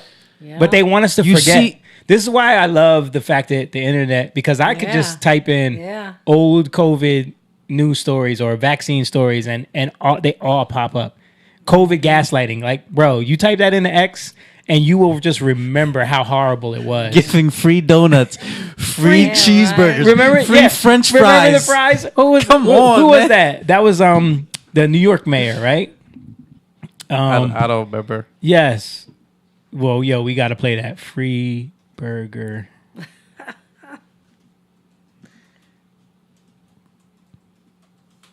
Pop said this podcast is great. You guys are honing in on every aspect of this BS. Here it is. Free fries when you get vaccinated? I got vaccinated. You're saying I could get this? These delicious fries? Dude, they were bribing people. What is his But there's name? also What is his name? a burger isn't element this to de Blasio? Is he still alive? Let me check the building part. Is it too early in the day? Do you think he actually got the vaccine? Remember all those videos? Remember we were Yeah, showing they were the fake- celebrities the with the fake fake needles? Oh, yeah, fake. Yeah. That's right. No. This can be breakfast? Okay. I want you to look at this and think about, again, some people love hamburgers, some don't. Really want to respect all ways of life. But if this is appealing to you, just think of this when you think of vaccination. Bruh. That is crazy, dude. Who was giving out free donuts? Was it Krispy Kreme? Yeah, Krispy Kreme was giving out. And free I remember donuts. us making the joke at the time. It's like, we'll give you food that's poison if you put this vaccine. But we're about Food health. that's poison, We're yeah. about health. No one is talking about now, diet. fries are delicious. Yes. I love some French fries. Well, who's to know if they didn't vaccinate those fries and those hamburgers? Oh God! Listen, through man. that time, so that they could Vaccinate the fries. We could be all Hamburgers. vaccinated right now. Yeah. They were trying that with. Remember, they were going to try to Put it put in the the meat. mRNA in the meat and stuff. Lord. I don't think they were able to accomplish How that. do you know? That's I don't crazy, think dude. so. I mean, Ugh. listen, I don't think it's as because what they're finding out now is the injection. What was happening is it was supposed to stay localized in your arm, and then like that was supposed to have the spike protein stay there so that like if you got COVID, it would attack the COVID. But they can't control that. Right. So it was like traveling through people's body. If it get in your heart, it would cause the spike protein will grow there, and then it would attack your heart tissue. That's where the myocarditis was coming from. Or if it got into your liver, it would cause other problems with people. So I remember people putting a magnet right where there got the shot, because and it would stay there. The magnet. Because all of that was That's localized in crazy. their arm. Yeah, That's when they started saying, "What the heck is that?" Yeah, it was. You know, it was a crazy time, man.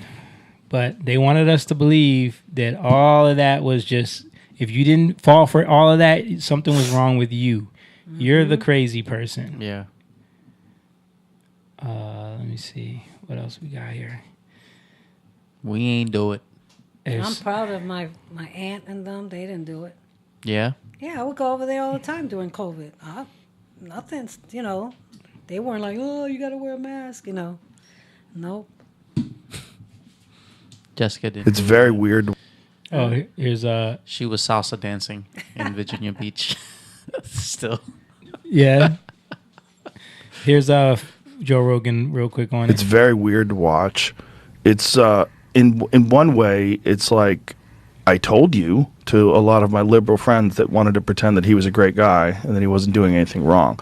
And now that all these emails have gotten out where it shows that he knew that the fatality rate was much lower than they were saying. He knew that it wasn't dangerous for children, that they didn't need vaccines. He knew that the social distancing thing was all nonsense. And he's got a blanket pardon for 10 years. And the thing is, it's like these people get money for research, and that's what they do. They do research. So if you get money and you get grants for research, well, you're going to go do research. And if your research is gain of function research that makes viruses more infectious to human beings, and, you know, you have to do it because that's your job. That's what you do. That's what you studied. That's what you went to school for. Like, what a crazy fucking thing we're doing. Yeah. Yeah. Why do we need that? Why do we need to do that? Why do we need that? And that's what they're attacking, because RFK is talking about that. Yeah, I think it was one of the things he brought up on CNN. And that's when she was going in on, well, what are we supposed to do for the next pandemic? I don't want to talk about what we did wrong on this one. What are we going to do for the next pandemic to prevent the next pandemic? And he's like, he was trying to say, like, we need to stop doing this gain of function research. Yeah. Because that's the problem. Why are we doing this? For money. Yeah. I was just to gonna have say, that money. vaccine. Money. And also, in case you need it. Yeah. In case you need it, like you might have needed it in 2020. Yeah. We got to stop this guy who's, who's actually running the country pretty good. Yes. And we don't think we can get rid of him. Yeah. It's crazy. It's like a movie. Man, it's so crazy. Yeah. So that was a huge story. Everybody was chiming in on that. Everybody felt like, you know, wow, we were really fooled by the Fauci thing. Because if it wasn't something that we were fooled by, he would have answered some questions. He wouldn't have just said, I plead the fifth, you know, for every single, oh my God. Yeah, so 111 times. So he just told on himself. Yeah. And that's why people are going to say, what the heck? Yeah. You know?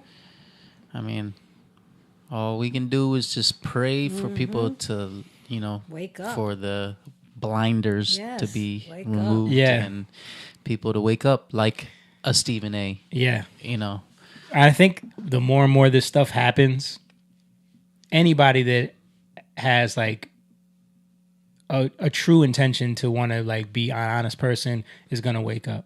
It's only those that are like so dug into their ideology where they refuse, nothing could ever shake them. Yeah. Because they're too dug in.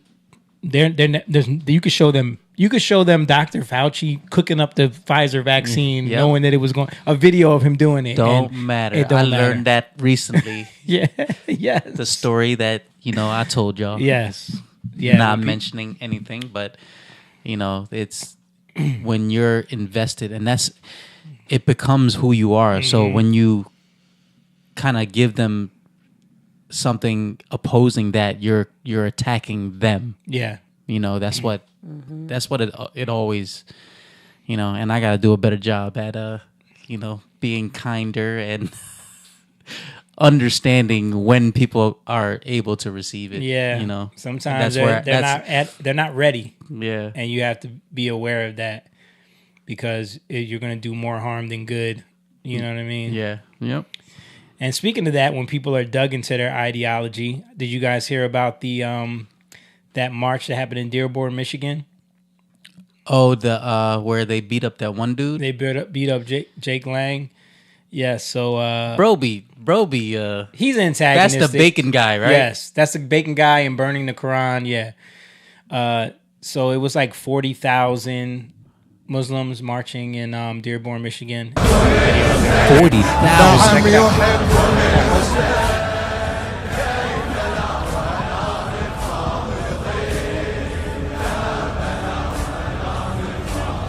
Yeah, this is in America, bro.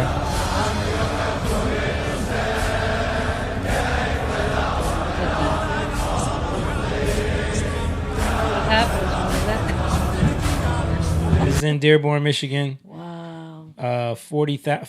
They're all wearing black. Did you see the one about Spain? Yes. Yes. That one is unbelievable. 50 to 60,000 came from Morocco and Nigeria. Yeah, well, they just flooded the. And it was all men. They just flooded the border. Yeah, but this is in our country. No, I know, but I'm saying, could you imagine? Is 50,000? 50 to 60,000 came from Nigeria and Morocco to Not Spain. on the mainland though, right? No, it was in. It's still on the continent of what's that city called? It starts with a C. Yeah, so it's Morocco, and then it's a little bit of water, and then it's still on the 50 to 60,000. It's still crazy. And it was all men at the age of military age. They were saying. Yeah, I have a story on that. We're gonna get to that, but I just want to continue with this Dearborn, Michigan thing. This was Jake Lang at outside talking about Jesus. ICE! We do not want these illegal immigrants here. Jesus is king of Dearborn, Michigan. I speak the name of Jesus. Oh, shit. No rioting, no violence, no violence, no violence, no violence, no violence, no violence, no violence, no violence, no violence. Court, ICE! Yeah, they both got attacked. And that's the thing. Why do they have to attack? Because that's what they're supposed to be doing. This is another angle of them chasing him and throwing stones at him. Yeah. Wow. Bro, be antagonizing. Yeah, but the mob though. He wants this though. He wants. They give it to him though. Yeah. They give it to him. Like, you know how many people do this to Christians? Yeah. You know how many people, if Christians are marching, you know how many people are out there screaming at them, spitting on them, and not doing. Do you see this type of reaction? Not from those street, evangelist people. Yeah. I saw one where dude was like, throwing punches at him, and he was just praying the whole time. Yeah, it's so sad. Yeah, check this out. This is 60,000 though, dude. That's 40,000. Today, the wonderful wife Deanna, a strong, proud Palestinian woman. When I joined the department, Dearborn's Arab American population was nearly 50%. Yet less than 3% of our police force reflected the community that we served. The department was not always welcoming to people who were different. Today, the Dearborn Police Department is the department that I wish I worked for when I first started my career. It's now a department that reflects and embraces the community it serves, with 45% of our officers being Arab American. It's a department that respects the dignity and rights of all individuals, including the right to wear hijab, even when facing the justice system. It's a department that is taking meaningful steps to address historical inequity. Together, we've built a police department that values diversity, equity, and respect. One that serves all of Dearborn with honor and integrity. They don't even realize what they're asking for. Yeah. They don't even realize what he's celebrating the fact that these people are infiltrating the police department now. Yeah. They're gonna all be infiltrating the government. Yeah. Listen, they can just shoot them all. You know what I mean? Let me show you this Nick Shirley video of him showing people out here are just driving around and they're hearing what's happening as they attempted to burn the Quran, and people are freaking out. People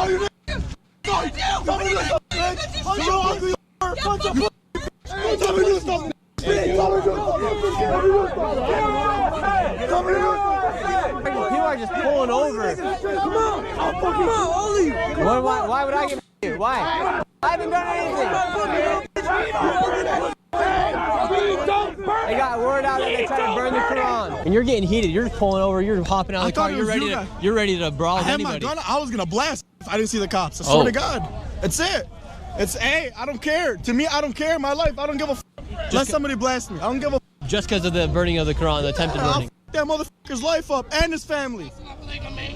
That's it. It's on camera. I will f that motherfucker's life up. Let him come to me face on face. Face to face, I'll kill him. On my mother's soul. So that's it. You're killing. I'll kill him. Murder. Arrest him. Do your job. Yeah. It's true. How could they just say whatever and do whatever? Listen, that's what they In live America. by. That's what they live by. They 45% becoming cops. Like, come on. Yeah. 45%. They can just shoot all y'all. Mm-hmm. Just crazy. Yeah. There was another video that I saw that was a documentary where they were showing in Dearborn. Where is it? Why is it not here? That's sad. They taking over. Yeah, they were showing in the documentary that I saw. They were showing how, like in the stores in Dearborn, in Home Depot, the signs are in Arabic. Mm. Oh my gosh! Even that. Wow. Yeah, like This is all the America. aisles, everything, like in the Home Depot. Wow. I mean,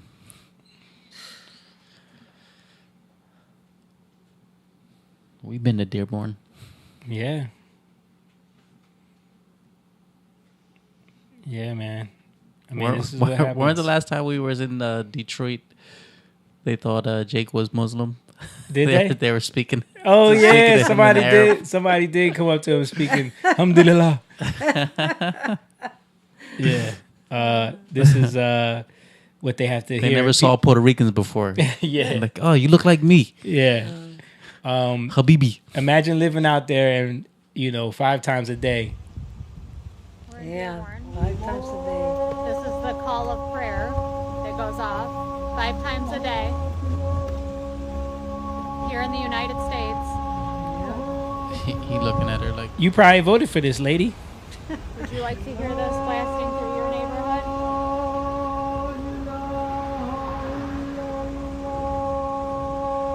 she's standing in front of a mosque.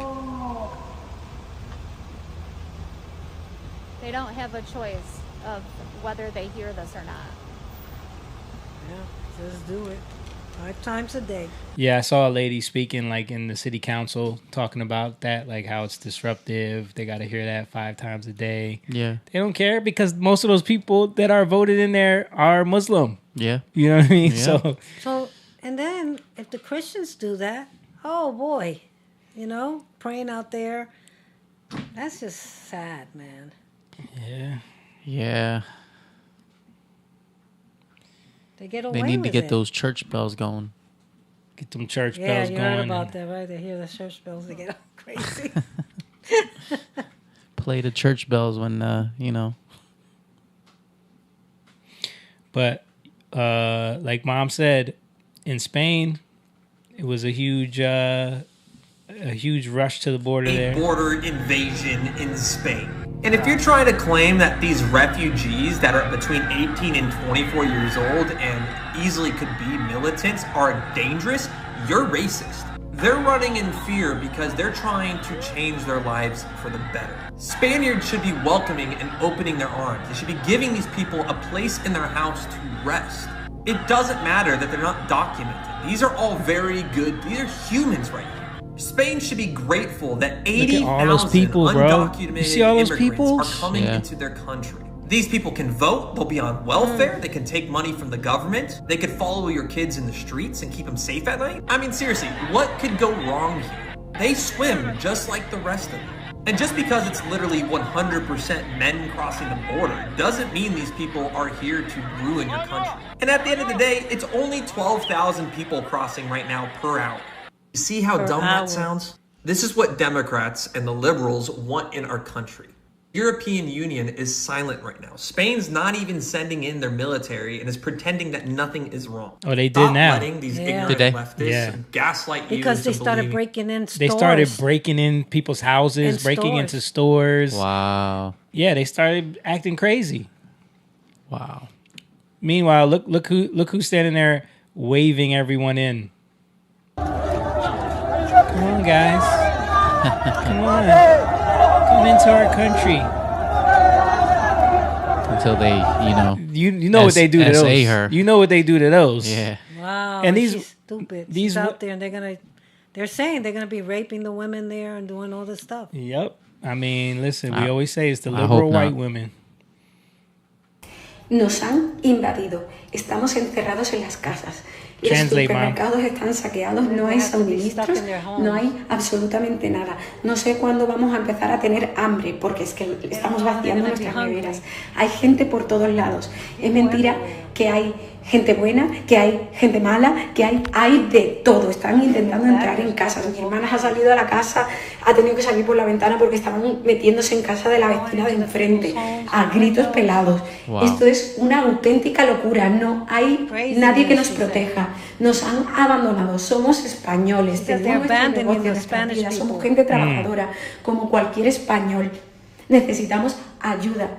Nos han invadido. Es una ciudad de menos de 20 kilómetros. Hay 70.000 personas que nos digan lo contrario. Sí, hay niños también que también necesitan ayuda. Niños que han venido muy poquitos, porque la mayoría son hombres. Hombres que no se sabe de dónde provienen. Solo sé que ya hay saqueos, que ya ha habido problemas, ha habido casos muy fuertes. Están pasando cosas muy graves. Y que no venga nadie a decirme que todo el mundo es bueno y que hay humanidad. Sí, también se me ha roto el corazón con un niño que he visto. Se me ha roto, se me ha partido el alma. Pero hay mucha gente mala, 70.000 personas. ¿Estamos locos? Estamos locos y que venga alguien y me diga algo de la humanidad. O no, que venga alguien que me lo diga a mí, que estoy aquí, que no puedo salir de mi casa con mi padre minusválido, que llevo días. Esto es muy fuerte. Muy fuerte, y nos han abandonado. Somos españoles, ¿cómo que entreguemos a Ceuta y Melilla? Ceuta es española, y vivimos aquí, y trabajamos, y pagamos impuestos, y somos buenos vecinos, y somos buena gente. Nuestras fiestas patronales suspendidas, todo. Mi padre, no sabemos cómo sacarlo de Ceuta.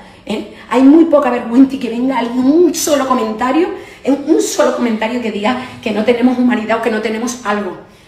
A los niños sí, pero hay mucha gente que no. En 70.000 personas, ¿cuánta gente se puede colar? Yeah, she's going off. 70,000 again about. They can't even get out their house. The people are crazy. It's just horrible. They're breaking into houses. Yeah. Yeah.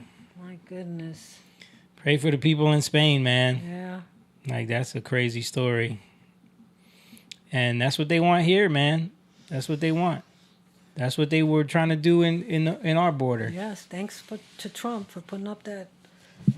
Oh, Lord, it's just crazy. Yep. In other news, did you hear about the WNBA scandal? No. What happened? Apparently, one of the owners to one of the teams, went and berated two little girls for holding up a sign thanking what's the girl's name? The blonde girl that's on the team with Caitlin Clark. The girl that went viral. Yeah. Dang, I don't know. I don't watch Cunningham. it. Something Cunningham. Yeah. Who does anyone watch? But anyway, Caitlin Clark has brought a lot of people to watch. A lot of eyes to the WNBA. The WNBA. She's actually Sophie Cunningham. That's Sophie Cunningham. Yeah. Them two. Yeah. They're bringing a lot. Yeah, they've been going viral, bro. Caitlin Clark is actually really, really good. I watched some highlights. I'm like, yo, yeah, that's why people are watching her. That's why people are watching her, because she's actually really good. And this is one of her teammates who is like defending her, but she went viral and kind of went controversial for coming out and saying that, you know, it's common sense that men shouldn't be playing in women's sports. And you know the WNBA is very LGBTQ. Because most of those women are lesbians. Yeah, that's what Nana said. The coaches and the team owners are lesbians. Wow.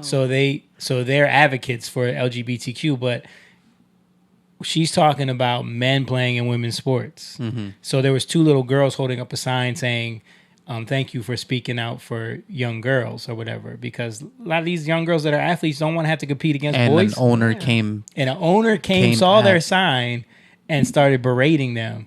Wow. Little kids. Yeah. I'll show you the hold on. First, let's show the Sophie Cunningham clip when she when they were questioning her about it, because I respect this. About wanting to protect young girls who shouldn't have to go against biological men. Just can you expand your viewpoint on that? I mean, I think I said what I said. I think it's kind of common sense.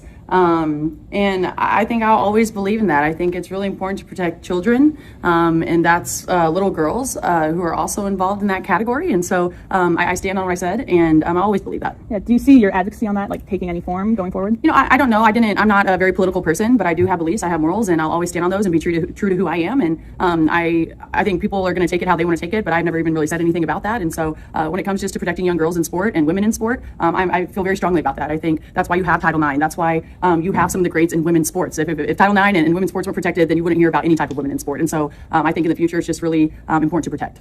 If you let a high school age boy pretend to be a girl and enter the WNBA, he's destroying everybody. Yep. Yeah, exactly. Yeah. Like, it's not even going to be fair. Yeah. Like, this one kid actually did it as a joke. He wasn't even an athlete, right? Yeah. And dressed up like a girl and signed himself somehow. You know, they were for a race. We played that. Yeah. But he's not an athlete. Not even an athlete. Not even. And he's racing against college, right?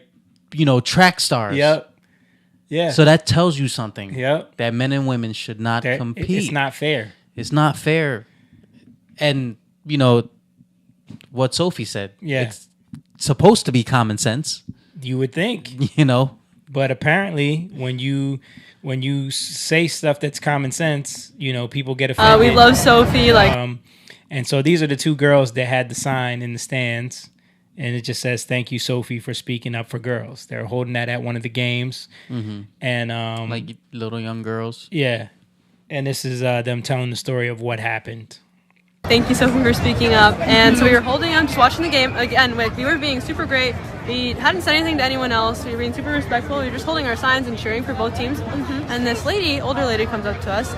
And at first I think she's going to be nice. And then she asks, like, "What are you guys doing?" Or something like that. And then it was like, "Jesus loves everyone." That's what she told us. And I was like, "Oh, I know. Like, I'm religious. Like, I know. Like, I know." Nice. Yeah. And she's like, "Oh, I hope Jesus can forgive you for what sin you've done," and like something like that. And then she told us that we were effing insane. And she's like, and she went like effing insane. Yeah. She's like, "You better stop this and stop pulling this." Yeah. And for you guys to come here and save you. Yeah. She said, "For you to come here and pull this shit." Yeah. She said the word. Yeah. Did she say effing insane or?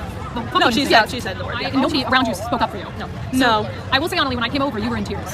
Yeah, I've never been yelled at like that. I mean, I've had people hate on me on the internet, but like it doesn't really affect me because it's just people online. But that just took me by surprise because I thought she was gonna be nice, and then she started like screaming at us and cussing at us. So yeah. And so you said she walked away, and we thought that was kind of it. But she mentioned something to you about like working for the team, or there was another lady that like told us like we were able to have our opinions, but we needed to not be political about it. And I tried to explain to her I wasn't trying to be political. I was just trying to support Sophie and support the other teams. And you were just sitting there watching. Yeah, we hadn't interacted with anyone except for like saying excuse me. Like we were really nice and stuff. And then this lady told us like, "Do you know who that is?" And we were like, "No." So what was your reaction when I texted you that is the owner of the team? It's just sad. We were like, "What?" Yeah, we were. Look, that's who. She's the owner. That's the owner.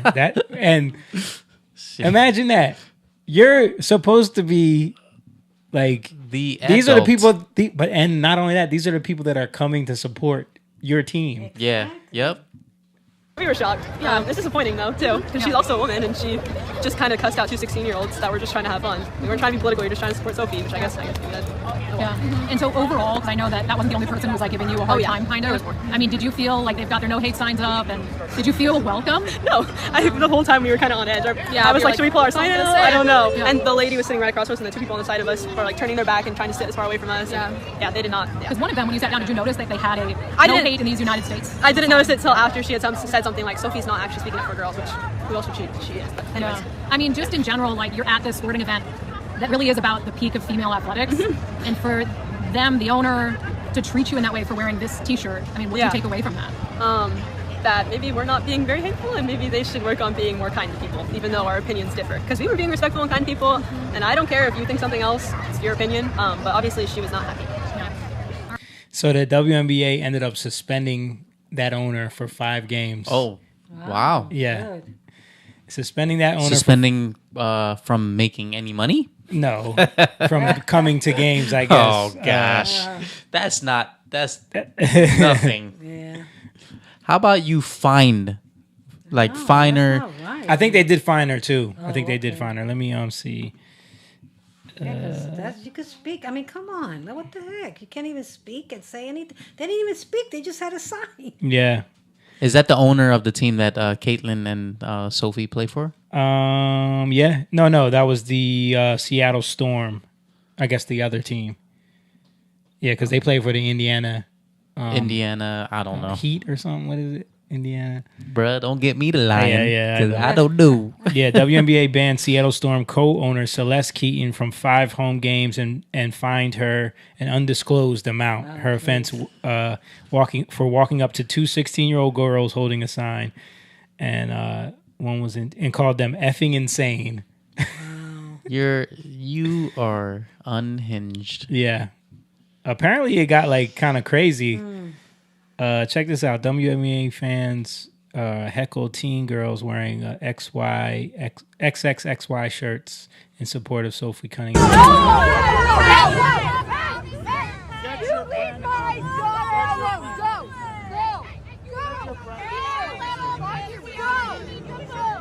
She's a minor.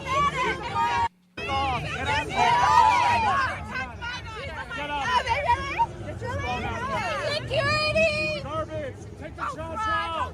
Take the shots out! These are adults yelling at children, bro. Yeah. Adults yelling at children. Well, you should be used to that. Come on, Johnny. Yeah, the trash is already out. But it's just crazy. Like, yeah, I think this is why the WNBA is going to always struggle, because they embrace ideology too much. Yeah. I mean, it's women. It's what happens. It's not. It can't just be about sports and who's the best. They hate on what's crazy is that they hate on like one of the best players, and it's bringing their product fans. But they hate her. They hate her. And you see, like, even the officials let them do stuff to her. That's wild. Yeah, that's crazy. How rough they let these girls. Did you see the one girl that like smushed her face? No, like she pushed on her neck. Yeah, and like they didn't even call anything. Yeah, and then I think after the fact she apologized, and I think she might have got like a technical or something after the fact or something. Yeah, like. But I've seen many clips. I really don't watch the whole entire game, so I don't know. Things that go on, but the clips that I do see, it's they're pretty rough on her. You're talking about a sport that's being subsidized by men because it can't survive on its own, and you have someone that is an opportunity for y'all to actually start bringing in revenue, and you're making her a villain. I think since she has came into the league, it's gotten better and better, and I heard somebody, I don't know, I didn't look up the facts, so don't be mad at me if I'm wrong. They did say that WNBA did make something finally. It was profitable? Yeah. Okay. But it's been years. It's existed for a while now, and it's been, just, riding the tailcoats of the NBA, Yeah. Let me look it up to see if that's accurate. Yeah, because people just be making stuff up to make stuff sound good. But Caitlin Clark is legit though, Yeah, she's a legit good player. And I'm even talking about like jersey sales, like out of like NFL. She's like number one. Again, that's what they say. Yeah, that's what they say. Right, and just like black women are the most educated. College graduated women. But I did want to show this. Watch yourself, Jamie. ESPN praises Minnesota Lynx coach Cheryl Reeve for her trans shirt, which was an apparent jab at Sophie Cunningham, who said women should be protected from men in their sports. So they're showing how when she wore this shirt at the game, ESPN did this whole thing talking about it, but they never talked about Sophie. They never talked about the girls, sign. Like they never addressed those things, but they made it a point to talk about this specific thing. Check this out. Well, we see Cheryl Reeve wearing a shirt today in support of trans kids. Trans kids belong on the shirt. This in the aftermath of Sophie Cunningham's recent comments. We actually saw Cheryl and Sophie speaking at center court pregame.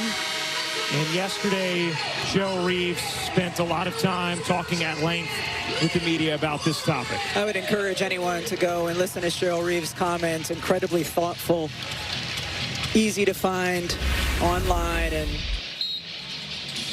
don't go listen to Sophie Cunningham's comments though. Just go listen to Cheryl Reeves, so you can learn about how trans kids belong. Like, but this is the stuff like that is going to hurt the WNBA.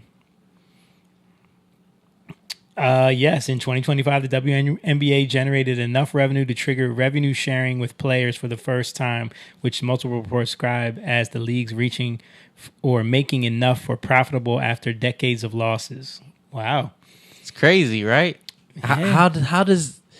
How does something exist and it doesn't make any profit? How many things have we learned that the government, USA ID, like these companies, these companies get propped up by funds from other things. That's what subsidies are.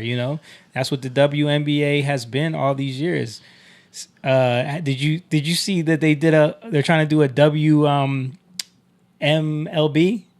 Did you see that? I know you saw it. Yeah. I know you saw it, bro. Yeah. Did you see it? Yes. WMLB? The first Major League Baseball, women's Major League Baseball. But we're not talking about the baseball. I don't know nothing that went on with the baseball, but I know something was terrible. Let's play it. It was so bad. You guys are about to hear art in its finest. Oh, say, can you see by the dawn's early light? Come on, I can was so proudly we hailed at the twilight's They're not last even gleam. together, bro. She got that only. It sounds like they're battling each other.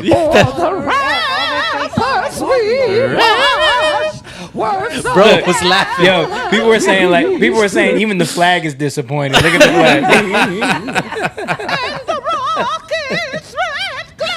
Oh God! Look, she's yelling at them. It looked like she's scolding them right there. Like, why is she turning away? She pointed at her like, "That's your turn." Oh, okay. But who picked those women to do that? Exactly. It's the W. They don't have no money. They can't. MLB. They can't afford. Look. First of all, can I just show you, bro? Look at the field they're playing on. Yeah, but you can. That's like come on. a little league field. Like Simone said, you can find. You can better find singers. Come on. a country girl from a church that's way better than that, dude. They don't have the resources to even go look, bro. They didn't. That's somebody's cousin. They didn't try. That's somebody's. They didn't audition, dude. That's somebody's. They didn't audition. That's the worst thing. That's the worst thing those people are. I bet you those women are probably like donors or something. Yo, hold on, we gotta listen to the rest. They made it a meme. Oh my gosh! Look. This lady's like, I'm going back to my country. I go back to the Dominican Republic. To the Dominican Republic with this. She put her mouth like this. She said, "Oh boy." She's trying not to laugh.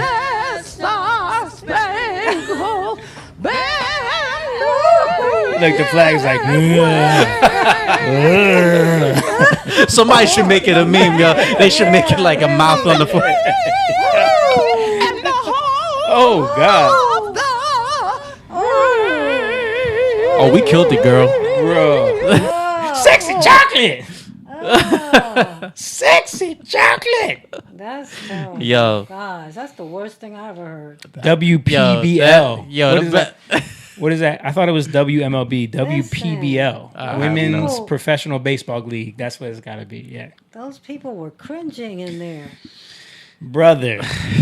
that was Oh my god. That is how they have to be getting subsidized. How they have, because I can't see anyone investing in. First of all, women play softball. Right. Where did the women's baseball league come from? I have no idea. Are they gonna pitch underhand? I have no idea. Nobody cared to look at the sport part. Everybody's just talking about this. Do the bases look shorter? Man, that was horrific. The bases do look a little shorter, right? The pitching mound is definitely closer than baseball. Yeah, it looks like little league field. Little league. Little league field pitching mound is further than that. But yeah, it looks like a little league field. Bro, I saw that this morning and was cracking up. I said, "What the heck is this?" I didn't believe it. One that sings bad, but to have three of them.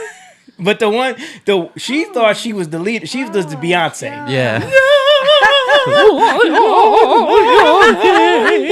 And she kept looking at them like, y'all messing up. Y'all messing up. Like I'm about to just take it from y'all. Y'all ain't got no rhythm. Yeah. Oh my God. About to just take it from y'all. Y'all share that mic. This is my mic, okay? We know who the lead singer of this trio is. Y'all gonna share that mic. Look at pull it up. Dude. Look. Y'all gonna share that mic, and I will get my own mic because I am the main singer. Okay, girls, you're messing up. Girls, you're messing up. At them like, what the heck? You're messing up, girl. She holding that pose. Oh man, she wants to laugh. You can tell they all want to. Look at that outfit, the fringe, that cowboy hat. Oh. Yeah.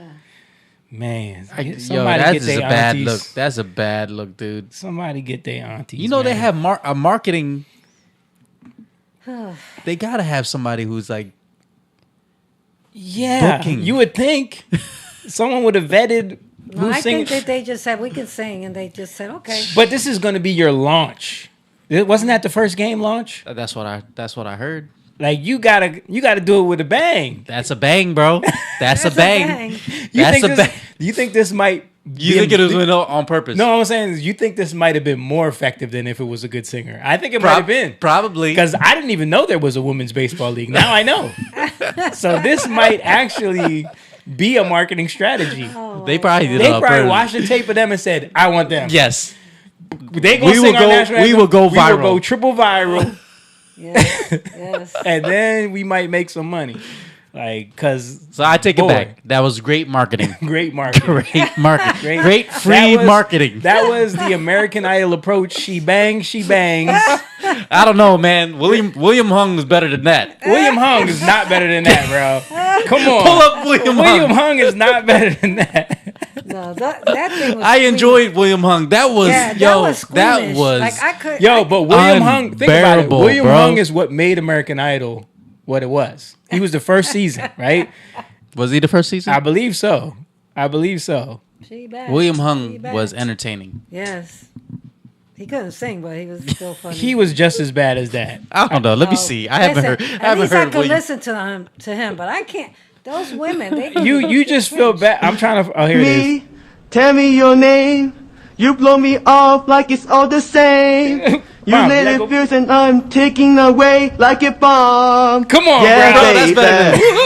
Talk to me. Tell me your side. You're switching sides like a Gemini. At least the lady was singing a melody. She was singing notes. She had terrible vibrato. I will give you that. Her vibrato was crazy, but she was at least. This girl didn't even hit tones.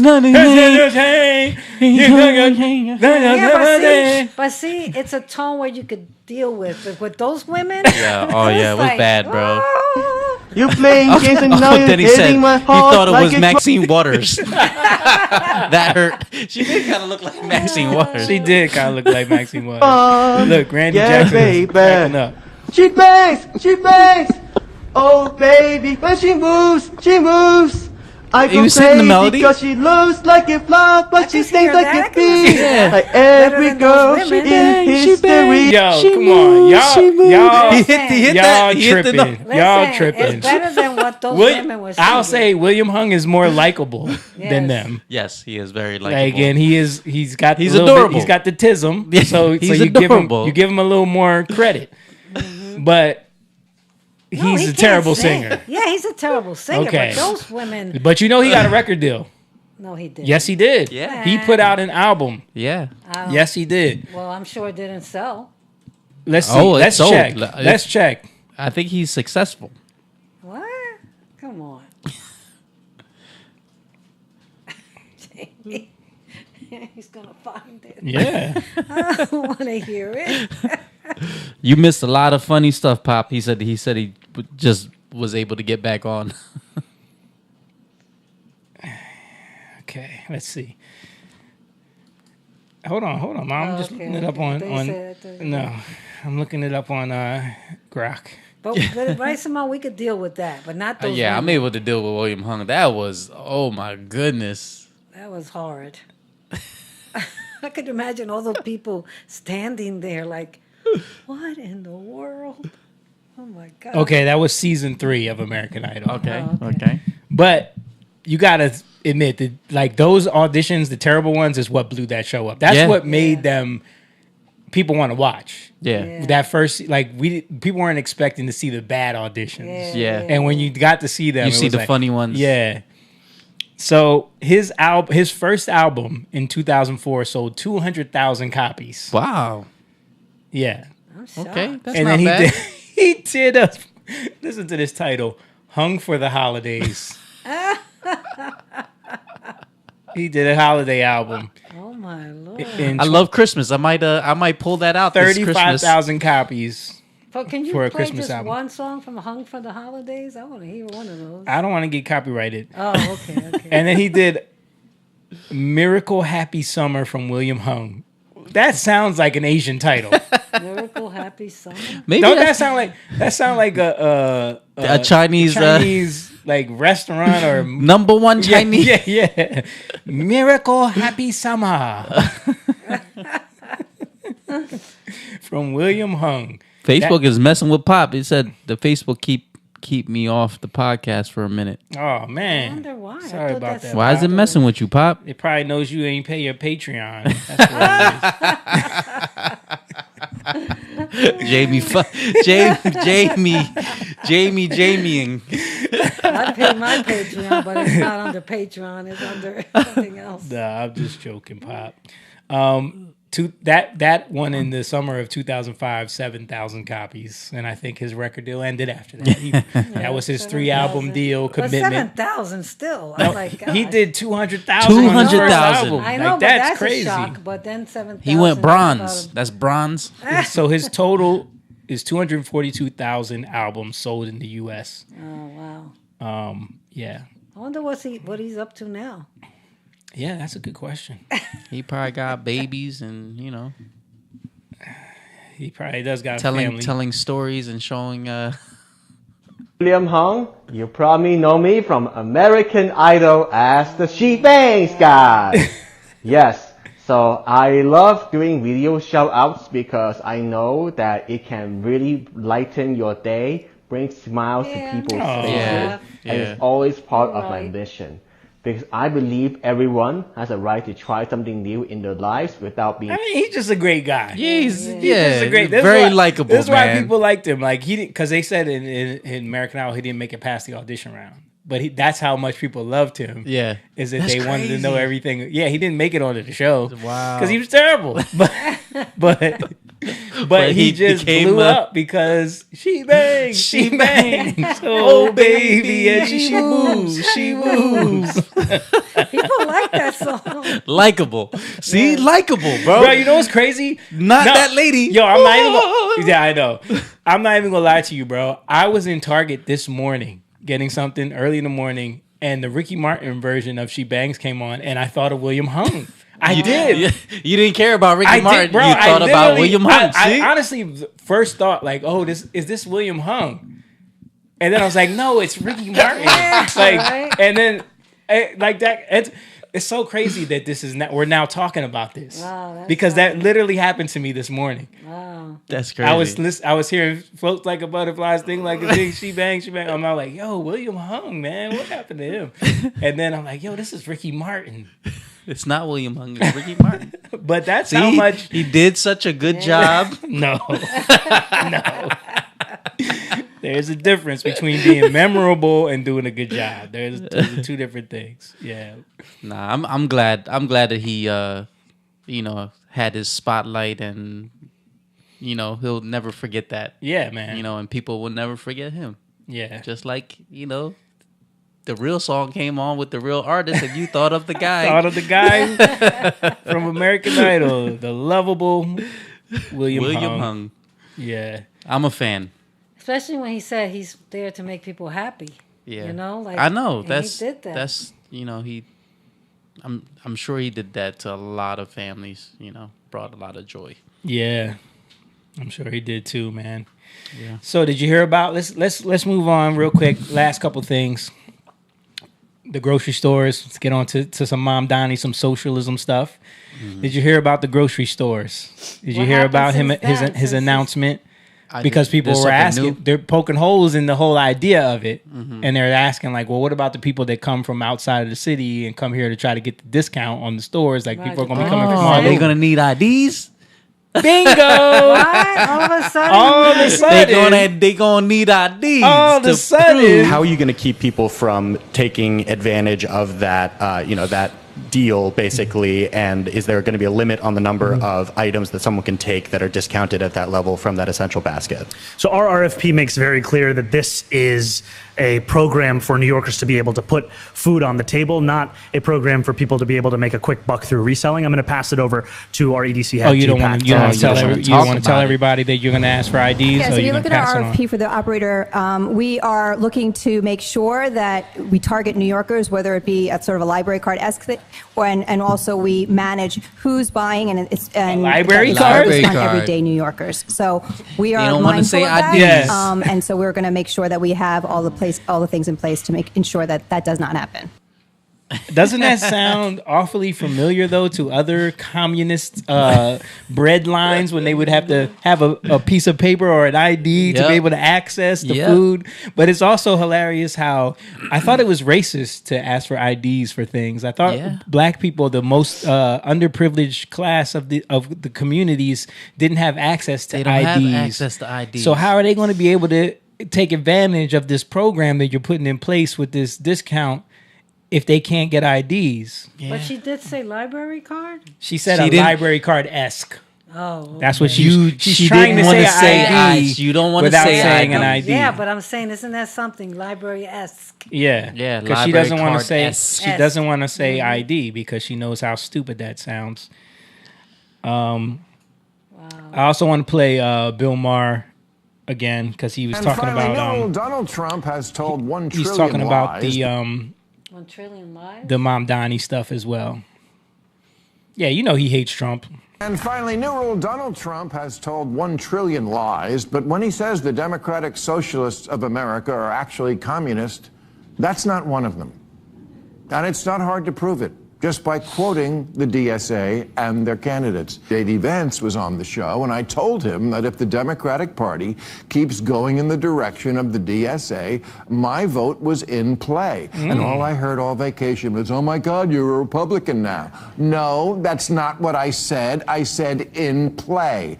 Isn't that the same thing Stephen A. said, though? Like if people like Mamdani get voted in, he's going to have to look at other options. Yeah. And here's why. Because not a week goes by where I don't read about some newly chosen, exciting new face in the Democratic Party. And then when that face opens its mouth, the Communist Manifesto or some other crazy shit comes out. Again, let's just read the quotes. The DSA platform says you work as much as you are able and no more than needed. What? This is real? Yes. This is in their platform, the Democratic Socialists of America, the Mamdani, AOC, all these people that he's putting in. You work as much as you are able and no more than needed. If that was any closer to Karl Marx's dictum, from each according to his abilities to each according to his needs, they'd be sued for plagiarism. New York Mayor Mamdani once tweeted Karl Marx's words exactly. They're not trying to hide it. Their most popular influencer, Hassan Piker, thinks communism is so groovy.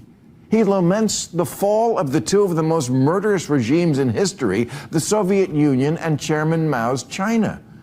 Mamdani's aide, his top aide, Sia Weaver, said, if you don't believe in the government's sacred right to seize property, it's over, and impoverish the white middle class. They're also talking about abolishing the Senate, totally removing the Senate. And you know why they want to do that? Because the Senate keeps Congress in check. Congress allows them to gerrymander and rig systems and let majority rule, let the cities pretty much run the country. And the Senate stops that because every state gets 2 votes no matter what. Yeah. So they want to abolish the Senate completely.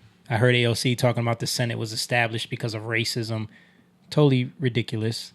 And they want to abolish everything is because of racism, Jamie. Yeah. In America. Slavery.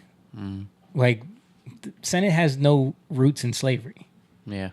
But yeah, so this is on their agenda to abolish the Senate, abolish the Constitution, all this stuff. What?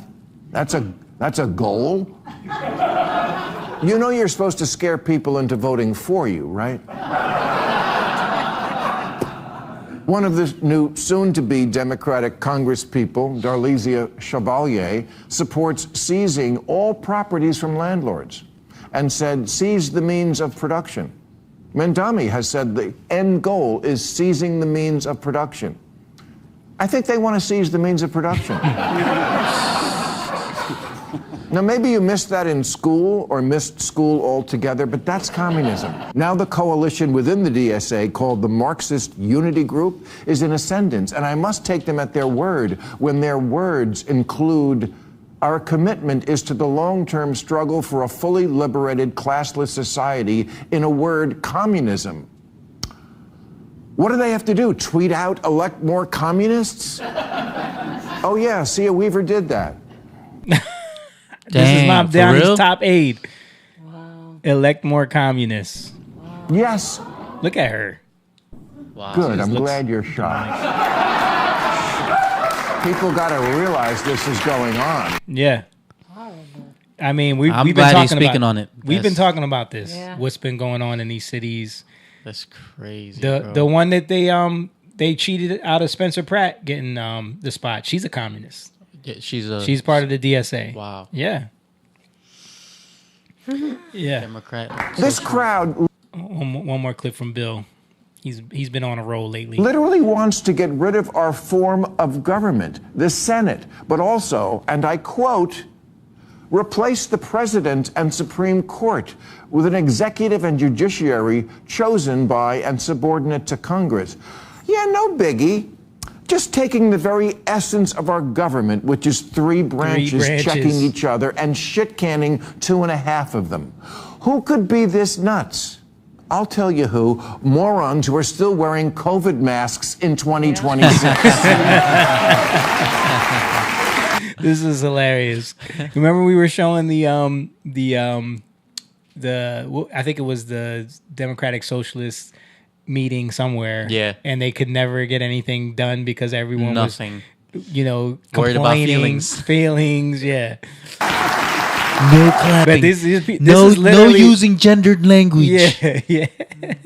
Because the guy was like, guys, do not make loud noises, no clapping because my sensory overload. And then the other guy gets up, point of privilege, do not use gendered language because he said guys. Point of privilege. Yeah. Wow. Yeah, but look at this picture, bro. They're all in the meeting all of them wearing masks. Oh my God. They literally are psychotic people. Yeah. Okay. This photo is from the DSA meeting in Denver 3 weeks ago. Okay, I'm just going to say it. Since the far left, the far left, is overwhelmingly made up of affluent, ultra-woke white people, you raised your kids wrong. You told your precious brats that every brain fart was genius, and now those brain farts are becoming Democratic Party policy. It's real, man. It's real. Look at Bill Maher. He's slowly becoming red pilled, bro. Like, because he's watching what the Democrats have been doing, and he's like, "Yo, I can't be on board with this anymore." When Trump gets out, he's gonna be red. Yeah, he's gonna be completely red. He has TDS, so he can't like. But I think like Rubio or somebody like that, he could possibly see. Like, imagine if it's Rubio versus AOC. Yeah, what are you gonna do? I like Rubio. Yo. Yeah, I think he would make even Vance, good leader. Vance versus AOC or Mamdani or somebody like. None of these people are gonna vote for the socialists. Yeah, bruh. We said that about New York City. No, I didn't say that. I didn't think the dude was gonna win. Yeah, I didn't either. I did because I see the direction that city is going. I was shocked when he won. Yeah, evil. Anyway, let me show you this video in Wisconsin. You realize the communist candidate Francesca Hung is nuts, right? That's what the caption says. This watch this. About defunding the police, and tonight you were asked whether you would sign that bill. Her last name is Hung? Said no. Yeah. If anyone's been defunding the police, it's been Robin Voss and the Republicans who have not been adequately funding shared revenue, and you have seen that local governments have had to make very difficult decisions, and I believe that as governor, that we want to make sure that we're prioritizing public safety, and I believe that those types of bills that could include more investment in the things that we know prevent crime. If you want to be tough on crime, you better be tough on the causes. Why do you believe that? Because the reality of this moment and in the types of public safety systems that we have, I want us to be sensible and realistic, but we know now that the billions invested in the criminal legal system is not working. We are spending on incarcerating an individual more than tuition for UW-Madison. That this is about making sure that local law enforcement is working with community, that we are taking resources from the state and investing in things like public education, victim services, out-of-school programs for our kids to go and have a great, to be able to be themselves. These are things that data and facts have shown that prevent crime. Again, if you want to be tough on crime, you better be tough on causes. Do you still long-term want to abolish police? Ultimately? I believe that we have to be serious about public safety, and I'm going to be a governor that is more serious than anyone else in making sure that we are building systems of care, that we are focusing on lowering crime, getting guns off of our street, and making sure that folks who are incarcerated, which 90% of those folks will be going back to community, that we're lowering recidivism rate. And it's appalling to me that for folks who are working within our prisons, they have some of the highest suicide rates of any job and occupation. So this system is not working. If we want to be serious, we better be putting these billions into the things that we know prevent crime. Let me translate what she's saying and what she's trying to avoid saying, because she knows it doesn't play well publicly, because he's trying to get her to admit she wants to abolish the police. This is her platform. Abolish prisons. Yeah. And a lot of these people that are part of the Democratic Socialists, they want to get rid of prisons completely. Yeah. I know a few of them. Yeah. How does that work? And firearms. Yeah. Yeah. Get rid of guns, get rid of firearms, get rid of prisons. Yeah. That's what socialists Well, they believe that, people need to be rehabilitated, mental health, a certain way, but I don't know, like they're in prison for a reason. Yeah, I mean, not everybody can be rehabilitated. What do you do with a serial killer? What do you do with a murderer? What do you do? And I'm not saying Jesus, can do his thing, of course, in people, but they're like on the extreme where they. It's deeper than that, where they blame society and their society is the reason why they have to commit crime, and it's a whole bunch of it. And I do agree that some people do profit off of people in prison, and they use them as like labor, slave labor. Yeah. Kamala Harris, she was kept caught people doing in prison, to do road work, and she was caught doing that. But the answer isn't abolishing prisons. Just like the answer wasn't defunding the police and having less police on the streets to stop police brutality. That is the most ridiculous. Yeah, it doesn't make any sense. I wanted to play one last thing that I thought was relevant to this, because Bill Maher said something about these liberal white parents affluent white parents, the way they raise their kids. But it's not just them. It's also Hollywood parents. Oh. It's also woke parents. Dude, haven't you seen Jessica showed me the other day. I don't know nothing about, Jennifer Lopez. Yeah. And, I seen them kids. But the girl. She had, those are Mark Anthony's both kids. of them. Both of them. Bro, they both look. Why is it that the rate of Hollywood kids that are trans, gay, something, is so high? How is that possible? Yeah. Demonic. Yeah. Yeah. Demonic. Principality ruling over that. And it's the culture and the environments that they grow up in. It's the need to get the validation you see your parents get that you feel like you don't get because you're not what they are. There's this whole psychological thing going on there. But I want to show this clip that I saw Will Smith on a podcast talking about the way they raise their kids, and their kids are another example. Yeah. When you see the way that they are in life, and you see all the stuff that happened with Jada and Will and Jaden Smith's friend. But listen to what he says here. We made a very, very, very terrible mistake with our children, and we went with radical honesty. I'm not advocating for it. We made a deal from really young with our kids. The deal was if you tell the truth, you won't get in trouble. Right? The only way you can get in trouble in this house is if we find out you did something and you don't tell the truth. Wow. And it's a mistake. It's a mistake. It's a mistake. No, it's terrible because they do whatever they want and they just come tell you. It's awful. Don't try it. Making a joke about it. You want your kids to lie. You don't want to know some of the stuff your kids are thinking and doing. So basically you told your kids, you have no rules as long as you tell us everything, all the crazy stuff that you're doing. Yeah. And making light of it. But what does that teach them? There's no boundaries. There's no consequences. Right. There's no accountability. Mm-hmm. There's no structure. No order to anything. So they're not fearing anything. Right. They're not fearing you. They're not fearing God. Right. The only order they have is I just have to tell you what I did before you find out about it, and then I can't get in trouble. Yeah. That is crazy. Yeah. Where do you even get that idea of? That's got to be Jada's concept that he just bought into.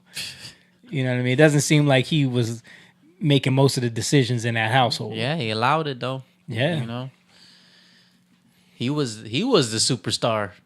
Yeah, but not in the home, baby. I feel like he was always trying to prove himself to her. And when you're in that position with the woman that you love, it don't matter how big you are. It doesn't matter how much you bring to the table. If you are always in the position where you feel like you got to prove yourself to her because you know that she's looking for something better than you. Bro, she's a B-list actress, yo. But Dude was the highest paid actor. Bro, I know. And Will Smith was in everything, and everything was like, box office. Yeah. I remember there was a stretch where it's like everything Will Smith put out was, a banger. Just bangers. Yeah. You know what I mean? Yeah. Yeah. I mean, he did Muhammad Ali. Yeah. And he didn't even do that great of a job, and it still was a great movie. I didn't think he was a great Muhammad Ali. I don't know if did I watch Muhammad Ali? I did. It didn't blow me away. But I like the science fiction stuff that he did, like I Am Legend and I Am Legend was and amazing. iRobot. And Independence Day. Independence Day, that was huge. That's the one that really blew him up. Yeah. But even like Hitch and Pursuit of Happiness, and those are all good movies too. I liked Hitch. It was funny. Hitch is good. But then he started, But anyway, the point is when you're in that dynamic with a woman who doesn't really respect you, no matter what you've done, she's always kind of placed you as the guy that I feel like she's looked at it as, you're the guy that I settled for. Yeah. Because remember, she openly was in love with Tupac.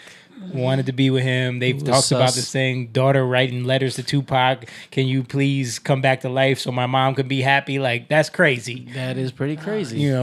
And when you look at that dynamic of a man who doesn't feel like he's the man of the home, Doesn't feel like his right. Like always feels like he's got to prove himself. You're always to trying her. to prove. Yeah, the like, whole, you know, slapping our Chris boy Rock, Chris. Yeah.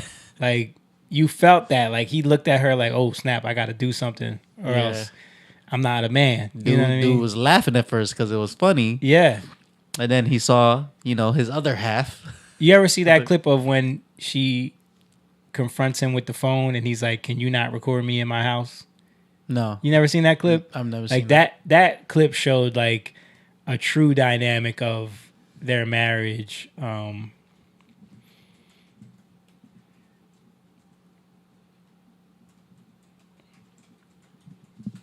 see if I can find it real quick.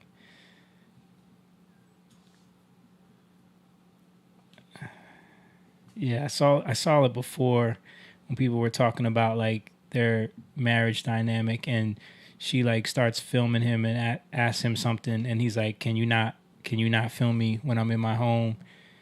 And then she starts like kind of going off on him. But you know, she had the talk show where she was telling all their business, and I feel like he was getting frustrated with that.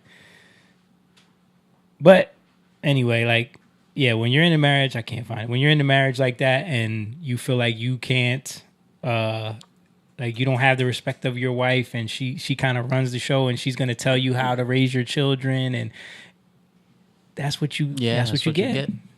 Yeah. That's what you get. Like that story he told about Willow Smith when they were on tour with, who was it, Justin Bieber or Chris Brown or somebody?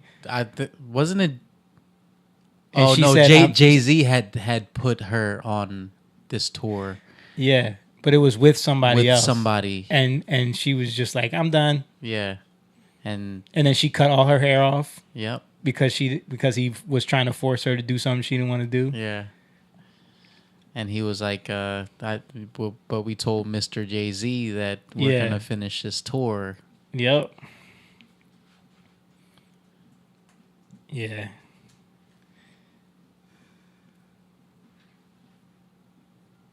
Yeah, I can't find it. Anyway. But I believe you. you. I get the idea because I seen this woman, tell him. I seen comedians joke about this where you're on the show and she's telling him that she had, an entanglement with their son's. Forces him to sit down and listen to that. Yeah. Yeah, of I course. remember you put that up on. I remember listening to that. Yeah, we played that on here. Yeah. I felt bad for her. I felt bad for dude. Yeah. And she wouldn't be honest about it. He made her say it. Remember? Yeah. Because she was just like, and it's an entanglement. Yeah. Entanglement. And he was like, entanglement? What does that mean? I mean, that word ended up getting a whole new meaning because of that. Yeah. Anyway, we appreciate y'all for watching, for hanging with us. Sorry, Pop, you had some struggles and troubles this episode. I see your wifey on there now. I can't believe she's still up.